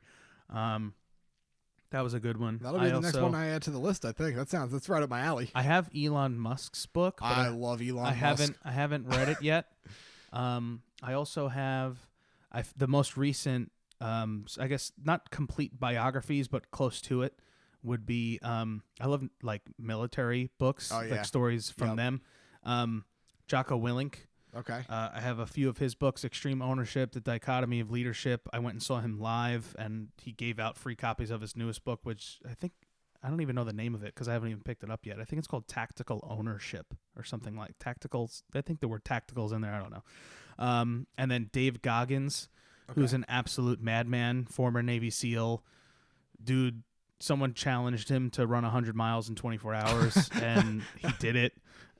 Psychopath. But that's a Navy SEAL for you in the best way possible. Like, he's an absolute, you read the stories, you're like, this guy's mentally unstable. But he tells a story of like where he came from. Like, his dad owned a strip club, was like a pimp, beat the heck out of his mom. Like, he came from a really crappy place, and made something of himself. But he's got very, very and he's very raw and gritty. And if you do the audiobook, which I did, because it says he's on the audiobook. Right. And I'm listening to it, and I'm like, I don't think this is his voice. But so he has the author of the book reading the chapters, but then in between chapters, they stop and they do like a podcast where they have back and forth commentary between the author and Dave Goggins. So he's like, I just read the story about how you did this thing. Like, what the heck was going through your head during that time? And then he tells like the background detail of it. So it's pretty cool podcast audiobook kind of thing. So that was a good one. Who'd have thought at 27 years old we'd be cross-referencing what biographies and autobiographies we'd be reading? Yeah, I mean, I'll admit though, my reading has declined since COVID. That's because Tiger King came on, and that set the tone for the entire entire quarantine. It kind of did. It's very true. We're like, oh, here's a guy that has a tiger farm, and we're gonna watch that for 7 episodes and then pretend like we can return to life being normal. Yeah, no, nothing was the same after that. But yeah, so I did want to touch on that though, because I know I have people that like books and want to add some value and stuff like that. Definitely some great books out there. Do you got a time? You got to be out of here or anything like that? Not necessarily. I'm okay, here, good. Man. I'm chilling. You keep checking that shiny watch on your wrist there. Yeah, man. That is a beautiful watch. Thank you. What is that? You know what it is. I can't tell. It's all gold. It's a day date. Oh, okay. It's very nice. Thank you. I call it. You've always been into watches. I know that. I know that. Watches. Oh, I love watches so much. But I'm into 3 things that pastors typically can't afford, and that's watches, shoes, and cars. So I have like. Were you wearing Yeezys when you walked in? I was, Oh, and yeah. I say this all the time. I love Kanye West, despite whether he's insane. We all know I still love Kanye, but I have a couple of really nice pairs of shoes. Genuinely, every single one of them was a gift. Every nice pair of shoes, because people like, and this I love that I get blessed, and I'm not asking for it, but it's just amazing how many people have blessed me with just like they know I like shoes, and so they know. I think Peter would like that, and they'll just buy me shoes. I have a pair of Off-Whites, like the UNC Off-Whites that were given to me. How much of those retail? Right now, like almost $2,000. Oh, sorry, not retail. That's the resale value of them. I think I don't know what the retail is. Probably a couple $100s, but like nobody can get them on retail. Well, yeah, exactly. Because they just. But anyway, no. So the watch, I really like poker. I've liked poker. I remember. Is that the watch when I saw you at the mall and you were getting your watch size? You said you would want to watch at a poker game. That's it. Is that that watch? Yes. That's hilarious. How long? That was years ago at this point. So I have 2 nice watches. I have more than 2 nice watches. I have two expensive Rolexes, and they are both from poker tournaments. So I loved poker in high school. Had stopped playing for a little while, but I was just good at poker. I like poker. I don't know what it is. I'm a big Hold'em guy. So I got invited to play in a poker tournament where the prize was a Rolex Yachtmaster 2. And so I went, and like 17 hours later, I'm walking out with a watch in my hands. And then I got invited probably a year later. The same group of people ran the same tournament for a day date. I went again. 17, 18 hours later, I walked out with a day date, and I'm like, wow. Time to hang it up. I've done the good. Ahead. I'm ahead. I'm ahead big time. I'm done. That's huge. Because that was like around Christmas time. And I was at the mall shopping for Christmas stuff at the Smith Haven Mall, and we just walked past each other. Oh yeah. So that one was this. That was not this past Christmas, but the one before. Yeah. So it was like because I was getting it sized to get ready to go on my honeymoon. Yeah, that's so funny. And I was like, "Oh, what are you doing here?" I was, "You Christmas shopping?" You're like, "No, I just won this watch. And I'm getting, I'm getting it sized." Yeah. I was like, "Oh wow, okay, good for you, man." Yeah. So, this stupid stuff, but I'm not going to complain. Eventually, I'll have kids and they can have them. That's cool. But yeah, so that's the story of my only nice possessions in life. See, even that, like, I'm glad I have it. There's no way I would have spent the money on it because I have that money to put into other things. Yeah. But I'll rock it while I got My it. dad gave me a really nice watch.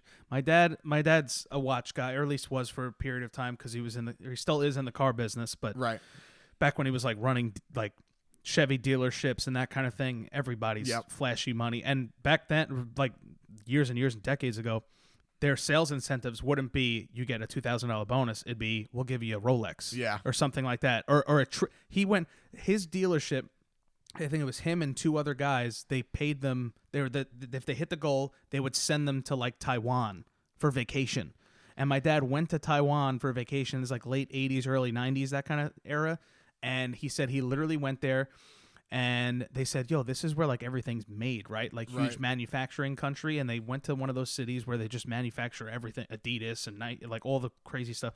And he literally said they bought luggage. Oh my god! And they bought like Adidas track suits, which were huge back then. Like they probably came out so cash positive. For like $10, they'd buy a full track suit, and it was made to measure. Then they got like custom suits and custom shoes, and everything was done in 24 hours. And they went home with 3 suitcases full of clothes and shoes and stuff. He's like, "This is awesome." He said I think he said he got like 3 shoes and 2 custom pairs of 3 suits and 2 custom pairs of shoes, and like one of the shoes was like shark skin or some weird leather kind of thing. I don't know. He still has them. They don't fit, but he's like, I can't get rid of them. It's amazing. So I said, now I have a new goal is I want to save up and have enough money where I can comfortably buy shark skin shoes. Yeah. That's my next goal in life. But basically he had gone, what was he saying? Oh yeah. So he used to be a big watch guy. He's got like his Rolexes, but he likes Invictas. Okay. And then he had given me one, I think it was maybe like my 16th or 17th, 18th birthday, something Yeah. around there. I still have it.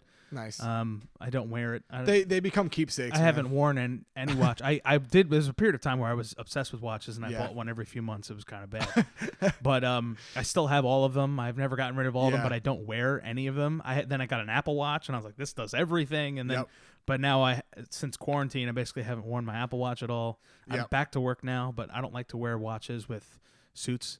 I'll see. I'm the exact opposite. I feel naked if my wrist is not covered.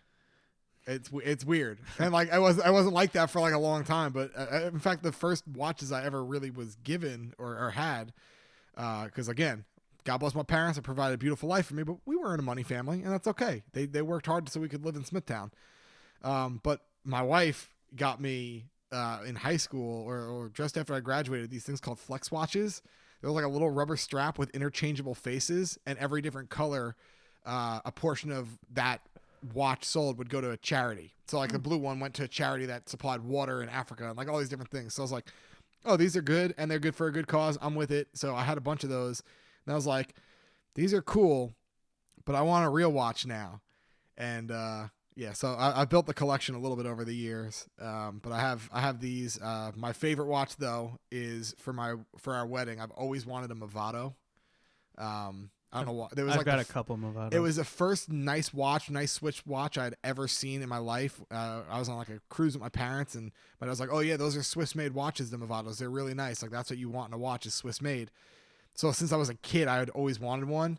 And the morning of our wedding, well, like I was getting ready at my house with the groomsmen, and my wife was at her parents' house with all the bridesmaids, and she got me a Movado. So I rocked that on my wedding day, and it's my favorite watch. I'd say that's probably my favorite watch too. It's just a good looking watch that I have. Because I got one. I bought it for myself. It was it's like the light polished metal, and then the brushed links in between. Yep, that's what I have. And it's all silver. Black face. No, silver face. Oh, silver face. Okay. It was the choice between it was the same watch, but one had the black face and one had the silver face. I wanted the silver because I was like, it'll go with more outfits kind of thing. I also prefer silver colored things over everything else. Okay. I'm not a fan of gold. I'm not a fan of rose gold or bronze. I mean, they're cool with certain things, but like this, my Apple Watch, my chain, silver. Everything's silver with stainless steel, but I'm the exact opposite. I love yellow gold, and the only reason my wedding ring is white gold is because my wife said, no, our wedding rings will match. And so, okay, yes ma'am, you got it. Yeah. But, so marriage, man. How's that? I love any marriage. tips for the people out there? You said you love marriage. I know you got some good stuff. I love marriage. Add some value here.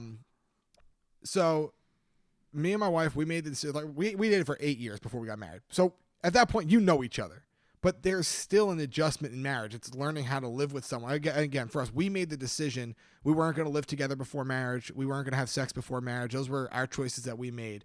So obviously those are pretty big things that are an adjustment when we did get married. And like, honestly, stupid little stuff, like figuring out which side of the bed we were going to sleep on. Like number one advice to any married couple. I don't care if you are 4'4" or if you are 8'2", king bed. I don't know if you have a king or not. I have a queen, but I need a king. Yeah, king bed. Because we go away and we get a king, and I'm like, why don't we get one of these? There's so much room for activities. It's crazy. So king bed, that's practical advice. But no, it was an adjustment. And so we had a couple months of like, the honeymoon phase. We're newly married. We'd get into like little arguments here and there. And it's like, oh, but we're married. Like, let's go have sex now. It's great. But as we progressed, especially like at the start of COVID, like it was definitely an adjustment. My wife is very close with her family and which I love. I love her family. I don't complain about my in-laws. I'm grateful for my in-laws. They're awesome. But that's kind of how she grew up. I was not as close with my family, and I spent every waking minute that I had free time with friends. I just would always be out with people, always be doing things. And it was a little bit of an adjustment because I really knew and prioritized being home with my wife. But it was like there were seasons where I was like, I'm missing people. And that's not a dig at my wife. It was just I'm missing other people. And One of the things is funny. Here's where I'll get to two practical pieces. When we do our vows, one of the things that they recite in most wedding ceremonies is quoting Corinthians is love keeps no record of wrongs. I realized that in a lot of areas in marriage, I was keeping record of wrongs. And so even if I wouldn't bring it out, like we would get into an argument and I wouldn't say, this is exactly what you did last time. But in my head, I'm like, this is exactly what you did last time. And I'm letting it take this simple thing that's like not an issue. And I'm recalling in my mind all the other times she's done that same thing. And I'm psyching myself up. I'm getting all frustrated. So once I really let go of that, that was massive. I was like, I just made the conscious decision to say, I'm going to really own these vows and I'm not going to keep a record of wrongs. When we work past it, that's it. It's a clean slate. If it happens again, we'll talk about it, but I'm not going to come back and go back to the well of frustration and bring it back in. So that's one practical piece of advice. And the second was we were given advice that the key to a long and happy marriage is living every day on a mission to outserve your spouse. And let me tell you, the last 3 to 4 months of marriage, we had like the beginning of COVID was a little bit tough.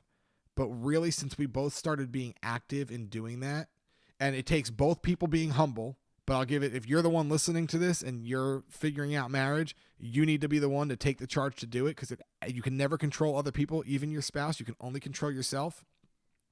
If you work to outserve your spouse, it's a game changer. It's a game changer because then your spouse feels loved. They want to love you back. You feel loved. It just makes everything easier. So those are like my big two practical pieces. And that's why I'm at a position where I'm like, we dated for 8 years. We've been married now for over a year, and dating and marriage and being in a relationship with Amanda is still the greatest thing in my life. I'm glad to be able to say that after like a decade. V1 pastors say the same thing to our church. Outserve your spouse. Yep. Outserve one another, and you win. Yep, that's it. If it's a constant battle to see who can serve more, you're infinitely happier than expecting them to do this or trying to read their mind or not. They don't read my mind, that kind of thing.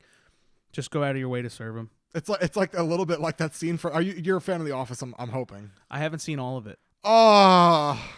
Nicole has. There's a scene from The Office where Dwight's trying to get Jim fired, so he brings in bagels from New York City, and he's like, telling him, oh, no problem, you owe me one.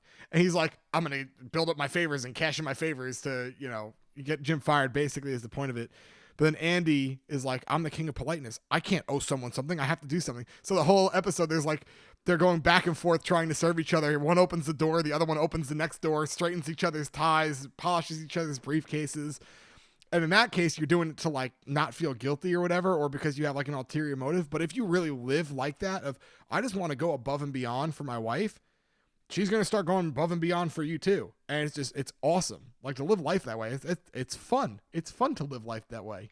I love when, cause I have my office at one of our campuses in Syosset, but I also have a home office. And during the season, I've mostly worked from home.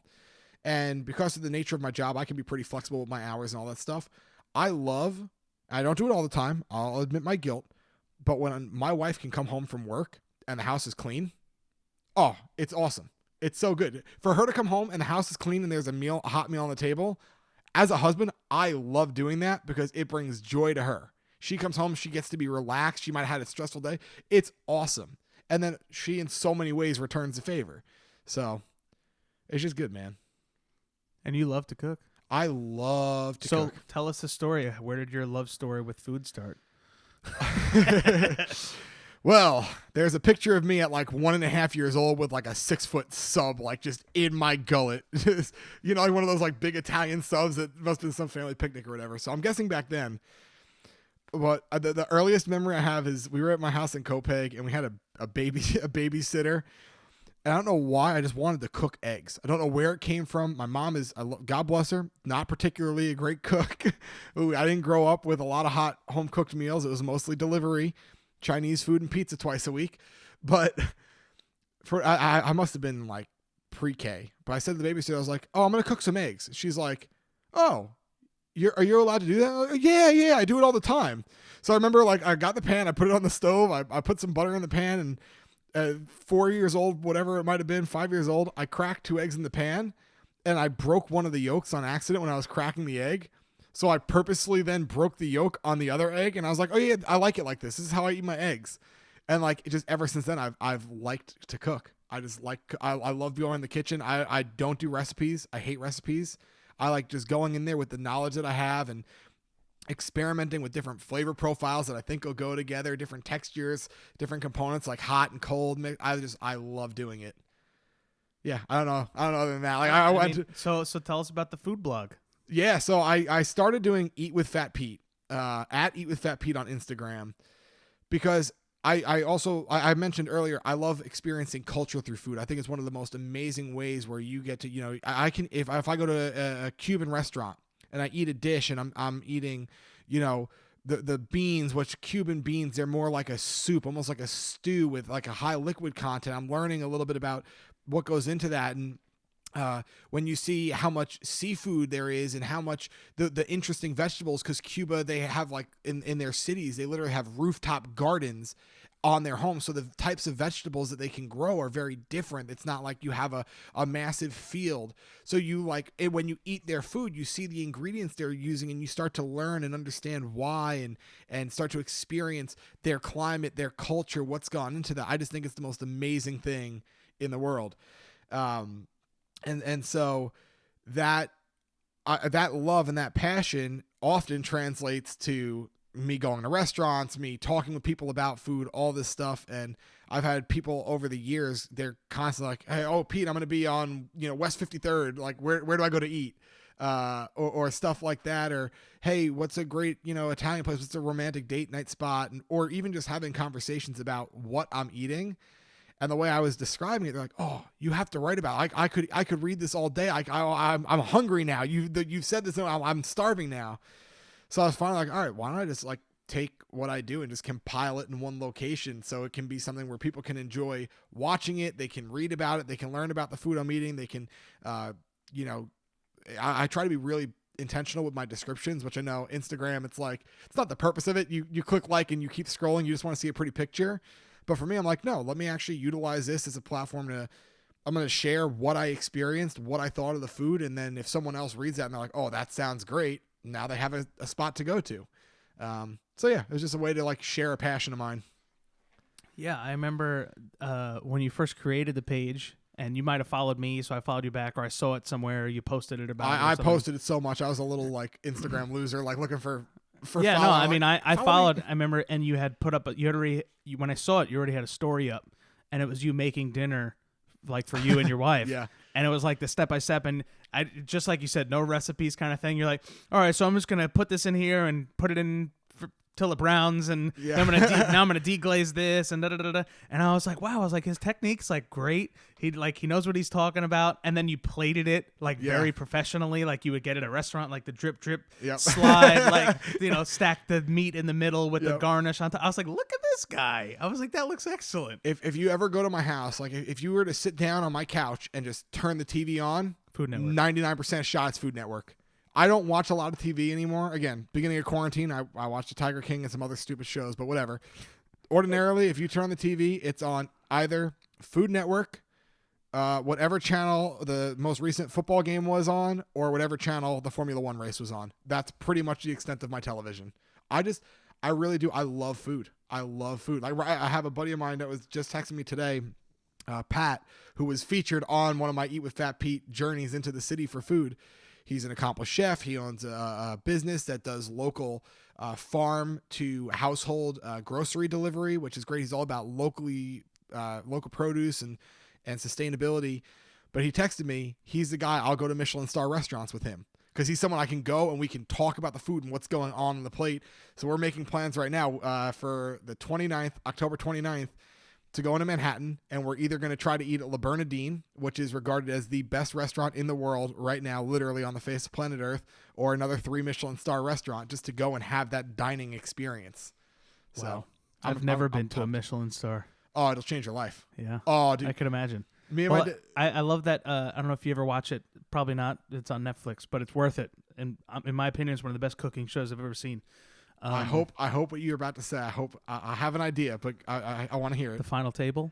I watched the final table. So good. So good. So good. For those of you who haven't watched, what you need to do is watch it first off. But secondly, it's a cooking show where they pair people up, and they're literally from all over the world. Yeah. This guy's from Jamaica. This person's from Cuba. This person's from Scotland. This person's from Texas. The two Australian guys, like literally from all over the world, and they put them in groups. Some of them know each other. Some of them don't.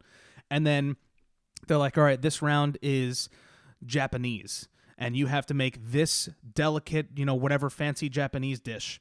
And you have two people who aren't from Japan or have maybe even never even made Japanese food, and they're using both of their culinary experience to make something that's like a creative twist on that Japanese dish. Yeah. And then it's judged by Japanese people, Japanese chefs in the world. Like I'm saying the Japanese one specifically because he was like he's got like 4 Michelin stars under his belt or something like that, and he's like one of the most renowned Japanese chefs in the world. And he was the guy who was like, oh, we're gonna do this one, and actually I don't even think he spoke English. But no, he didn't. He had a translator. Yep. So cool. But like that was one of the best cooking shows I've ever seen. And that show, it encompasses exactly what I love about food. It's because in every episode of that show, every week of you learn the competition, everything. it's a different country. So whether it's America or Mexico or Japan or wherever, and you learn not just about the food, but why that food exists, what went into create, how it got to be where it is. So I love that. Another great show, which you can check out, was on Amazon. This was one of the ones that I loved so much, was Emeril Eats the World with Emeril Lagasse. And it was the same thing. Every week he was in a different country with a different chef accompanying him, learning about the cuisines of that culture. And there are so many good episodes. Spanish food is one of my favorite. He was in Spain with Jose Andres, and but my favorite episode of the show is he went to Norway, which happens to be my wife is 50% Norwegian. Like her dad lived in Norway for a good portion of his life, and it's learning all about Nordic food. And he did with Marcus Samuelsson, who has an incredibly successful restaurant in Harlem, and he's like one of the judges on Chopped. But it was like one of the things that they're showing you about this Norwegian cuisine is they take this metal cone. It looks like it's a giant metal cone facing downwards, attached to a giant marshmallow stick. And they put this cone on the fire to get it super, super hot. And then they take like animal fat, like a big block of beef fat or pork fat or whatever, and they put it in the cone and like just let the heat from the cone start to render it down, and then the juice, this hot meat juice that's dripping out of the bottom of this cone, is what they actually cook the protein with. It's just dripping directly onto whatever protein that they're. It's unbelievable what you learn and what you see and experience, and like that. For that reason, that's like one of our, we'll probably go in the next 3 years or so to Norway because we want to see where her family came from, and I want to eat the Norwegian food. So cool. I just saw a thing on Facebook. It was like a food insider kind of thing. I see, and I love being friends with you on Facebook because I don't always repost scroll food stuff. But when you repost the food stuff, I'm like, oh, let me pause. And it was, I don't even know if I reposted this one, but it was, I don't know if it was it was some northern, normally cold climate type of Dutch or Norwegian country, that kind of thing. And this guy makes bread in the ground. Did you see that?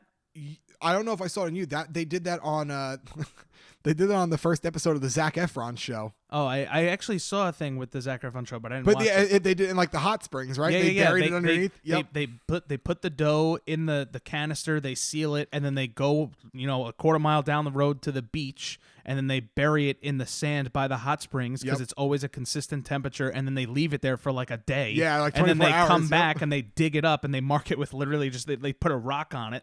So this is where we left the pot, and then they come back and it's like perfectly cooked, like apparently undescribably good bread. Yep. I just thought that's I love so bread. weird. So I need to experience that. I need that. I need that in my life. I need to like create a hot spring in my backyard so I can bake bread in the ground. Yeah, it's so weird, but I love that stuff. Yeah, I love it's so cool. It's so cool. That's what I said. I love food, and it's not just I love food because I'm a giant man and I like to eat. I just love experiencing food. So like I know if I go to La Bernardine, I'm gonna have a 9-course chef's tasting menu, and I'm gonna be transported to France. Yeah, I'll be sitting in New York City in a cafe in Paris. Yeah, where did I go? You said the France thing reminded me. Oh, when my family went on vacation to Exuma in the Bahamas. Yep. and they had several restaurants on the resort or whatever, and one of them was a French restaurant. So we had to make reservations and blah, blah, blah. But me and Nicole like finagled our way in there. There was like a big mix-up, and it was just crazy. It was like they didn't want us to get in, but we got in, and we like sat at a table we weren't supposed to sit at kind of thing. But it was like a genuine French menu and with French cuisine. And obviously they had like the chicken cordon bleu and like the generic resort escargot. stuff. Yeah. But then they also had stuff that I'd literally never heard of. And we tried everything because it was an all-inclusive resort. So I'm going to take everything. I'm going to have 3 entrees and 14 appetizers. Yeah, so we had everything, and everything was spectacular. Yeah. Like, first of all, the chicken cordon bleu was the best chicken cordon bleu I've ever had. The first time I had escargot for real, and it was actually really good. I really enjoyed it, and I don't even remember what the other things were, but I think there was a lamb dish in there somewhere. I don't know. Everything was spectacular. Yeah. And me and Nicole are, because we're doing this, like this food adventure, we're like talking about every dish as it comes over. I'm like, wow, look at this thing, and this is weird, but the textures, and I remember the texture of the chicken cordon bleu, whatever. Anyways, and then what was it? Was it creme brulee? There was 2 desserts. One of them was creme brulee, and one of them was something. I don't know. It was just spectacular. Yeah. And then guy in a chef hat's walking towards us and like double-breasted chef jacket, and he's like, "Bonjour," and I'm like, "Wait a minute." I was like, "Are we in the Bahamas?" I was like, "Are you actually French?" And he was like, "Yes, I come here and I do the food. If I want to share my cuisine with people who travel to beautiful heat." And I was like, this just got way better. I was like, this is now infinitely better. Now this is not resort food. This is straight up This like is legit real, French food. And it was so good. And then I always tell everyone, people, text us and we got, oh, you guys got married. Like, what was your deal? Did you go honeymoon, that kind of thing? And we went to Antigua, and the resort we stayed at, I would never stay at again. But the food was the best food I've ever had on a vacation in my life. And they had a fresh menu every single day. The Local menu was ingredients. different every single day. So we were there for 7 days. Breakfast, lunch, and dinner was different every day. I mean, obviously the generic eggs and pancakes were the same, but like literally everything else. The dinner dishes, there was a choice of 2 meats, a fish, 2 pastas, 2 soups, a salad, and 2 appetizers and 2 desserts, and it was different every day. And the food that we had, like I ate some stuff that I never thought that I'd eat, like octopus ceviche and like octopus is good. These fishes that they're like, I'm like, this is a fish. They're like, yeah, like one or whatever, kingfish. I'm like, what the heck is this? Like some Caribbean thing? That's exactly what it is. Yeah, but I'm Googling it. I'm like, how is it served? How does it taste? What's the texture? But you know what? It basically turned into maybe it was like the second night we were there, and we were trying to discuss like, what should we get, the one like whatever, and it was also all inclusive, and the waitress is like, you could just order everything, like we'll make everything for you. So every single day for breakfast, lunch, and dinner, everything. I literally, towards the end it was like, all right, we'll take everything on the dinner menu. You can keep the salad though. I need to save that precious space in my stomach. I can't put the lettuce. And even the soups were like fresh soup. Yeah. Like fresh vegetable soup, and it was That's spectacular. awesome. But I love food too, and I could talk about food forever.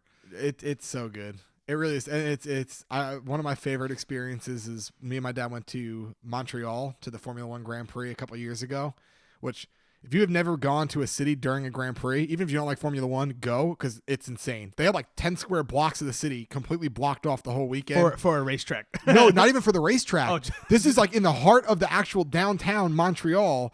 They had like Porsche displays, and they had Koenigseggs and Formula One cars just like parked on the streets for like people to come and look at. Every restaurant was doing stuff. They had, it's like the New York Auto Show, but outside. Oh yeah, exactly. They had every street had a different stage set up with different concerts going on, and driver meet. It was unbelievable. It was so cool.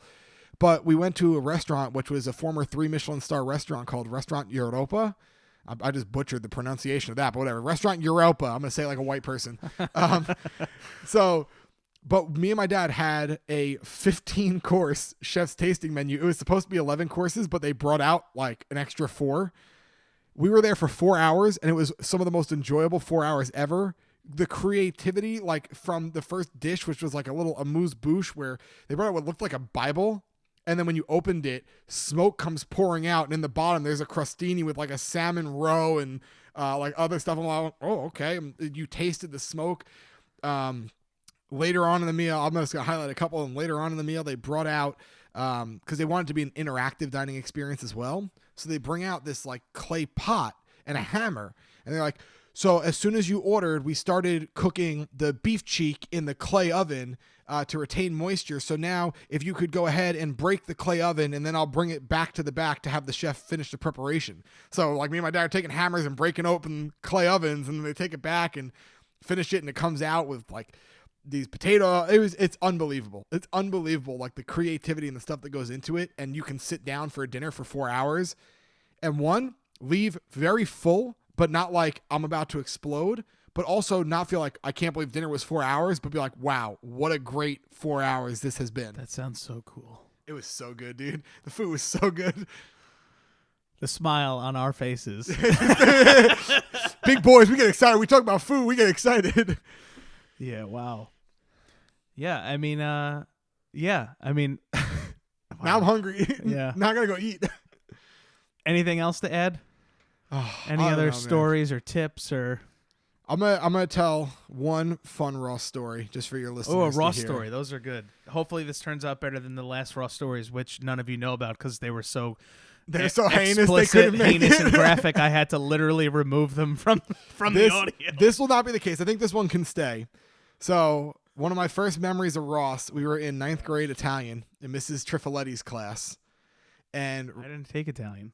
then you were Spanish, in there for some English. No, Maybe you were just in the hallway. Maybe I was that's what being it a was. jerk face and went into the wrong class on purpose. It I feel like could've I did that. Oh, who was the really, really nice Italian teacher? Riccaboni. Riccaboni. I did not take Italian, but I was in her class several times because She's awesome, and she there was always Italian food. day doing Yeah. food and whatever, and I would just go in there instead of my The own only thing. reason I passed high school Italian was because I constantly made food for extra credit. Like Yeah, legit. no, but- I mean, there's a good chance that I was in your Italian class, but I wasn't supposed to be. So So proceed. what I remember of this is that you had come back from a vacation and you broke your ankle or something. My foot. Your foot. You were in My a wheelchair. my big toe. You were in a wheelchair, and obviously in our high school, wheelchair or a broken bone, you get to leave class 5 minutes early. So you were in the hallway. We were in the G Tower. So the way our high school was, it was like these 3 big towers that there was a stairwell in the dead center. The classrooms were all around the outside. So it's basically like a circle walkway. And so Ross is outside of the door doing that's what it was. You weren't in our class. No. This happened in band class. No, I'm not talking about band class. I specifically When remember. Caserta kicked me out of the No, class I'm not talking about when I you was got a kicked fire out. hazard. Not that. Not okay. that. No. I mean, I was a hooligan in my Ross was a wheelchair. hooligan. I have so many good band class stories, but there's not one enough time in for band that. Yeah, legit. This one time in band class, Ross stuffed a Big Mac down a tuba before break, and then it came back and it was rotten. That's I think probably a true story, but. So I think we were in Italian class, and the way the classroom was set up, the teacher was facing us. The door was, if we're looking at the teacher, the door was to our right, and it was set back. So there's like a wall between where the door was and where the teacher is. So we can see out into the hallway. We can see the teacher, but the teacher can't see what's going on in the hallway behind her. So I think you were in the doorway doing wheelies in front of the door. So like our whole class starts laughing, and then she's like getting frustrated. She finally turns around and like catches you in the act. So you start wheeling yourself away from her. She like chases after you. I don't know what happened from there. We were all like cracking up. She comes back in, full hysterical crying, like borderline cursing at us. You have no respect in the things you do as I try to educate you. And I just remember thinking it was the funniest thing in the world. Like, wow, Ross just bought us like 10 minutes of free time and teacher meltdown just from doing some wheelies in the hallway. I feel like there's that. I remember you and I just thought of a good one. Whoa. Nobody's going anywhere. Please tell me you remember that. Was that Caserta? That was Caserra. The bell rings. Our band teacher. I actually really like the guy. He is a nice guy, he's but a we great gave him guy. a really hard time. We were so brutal to him. But the bell rings, and he would always say, the bell is the sign for the teachers, not for the students. He dismisses us when class is over. So the bell rings, and everybody starts to stand up to leave, and Mr. Caserra goes, whoa, no one's going anywhere. And I don't remember if it was you or Chris Ingram, but I'm pretty sure it was you. Goes, whoa, no one's going anywhere. And the whole room cracks up and he shuts us all up and we're all sat there in dead silence. He goes, who said it? Who said it? And he literally, for the next 2 periods, he interrogated us, right? He's interrogating the class, and he's releasing the band one section at a time. He's like, all right, I don't think it was the flutes or the clarinet, so you could go. It wasn't the trombone. No, I remember that. It might have been but yeah, I don't remember if it was you or Chris, but that was the funniest freaking thing in the world. We sat there for 2 periods because one of you just mocked him so openly. So good. And the last one, I don't remember if it was you or Chris Ingram. But we had I feel like most of my fun high school stories have to do with either you or Chris Ingram. But we had a substitute teacher for band, and in the back there was like this big metal wheel that I think the percussion section was using, and like in one of the songs, and our like sub was old, and whoever it was, one of the two of you rolled it down the steps of the band room, and it nailed the guy's ankle, and the guy fell over. Poor guy, man. We're just brutal to any band teachers. It was a voluntary class. Why were we so mean? We didn't even have to be there. But yeah, those are my. You had to take music or art. Oh, that's right. 9th grade, you have to take one or the other. I forgot. We were mean to people. And we had already been in music, so we're like, yeah, we'll keep it going. Just keep doing this. And we did. Man, that was fun. Band was fun. This band was fun. 9th grade band class is my fondest memories, I think, from high school, of like being in school. Yeah, and like every hooligan you could think of was in band with us. Yep. Every single one. It was a squad. You, Ingram, Dennis Dietz, Dan Frank, Joey T. Joey Talercio. Everybody. It was good. Alex Gloverman on the trumpet. So many good times. See, not all high school sucked. Some of it was good. I have good memories. But yeah, man. I mean, I think that's it. I think that's a wrap. This was a lot of fun. Yeah, it was. This was good. This was good conversation. Yeah, I think you added a lot of value.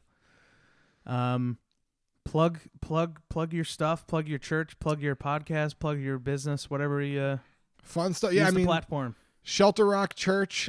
We have 3 campuses: Syosset, Manhasset, and Westbury. It's just an awesome church, a life-giving church, a church where you can really find a community, and that's my favorite part about it. It's people that really are living life together, non-threatening, non-judgmental, but really walking through the ups and downs of life together. So I love being there. We have a new podcast coming out for students. Not that anybody here would necessarily want to listen to that, but it's called Walk the Talk Students Podcast. So that's going on. Feel free to follow the food blog if you want some food stuff at Eat with Fat Pete.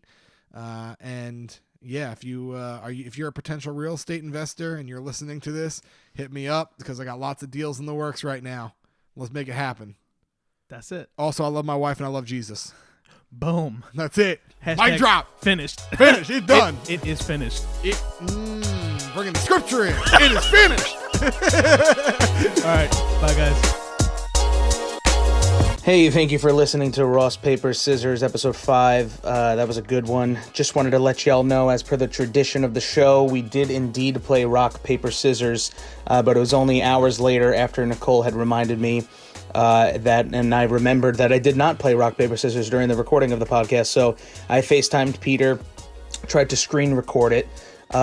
Screen record Apple doesn't let you keep audio if it's on a phone call, I guess, so I have to scrap that.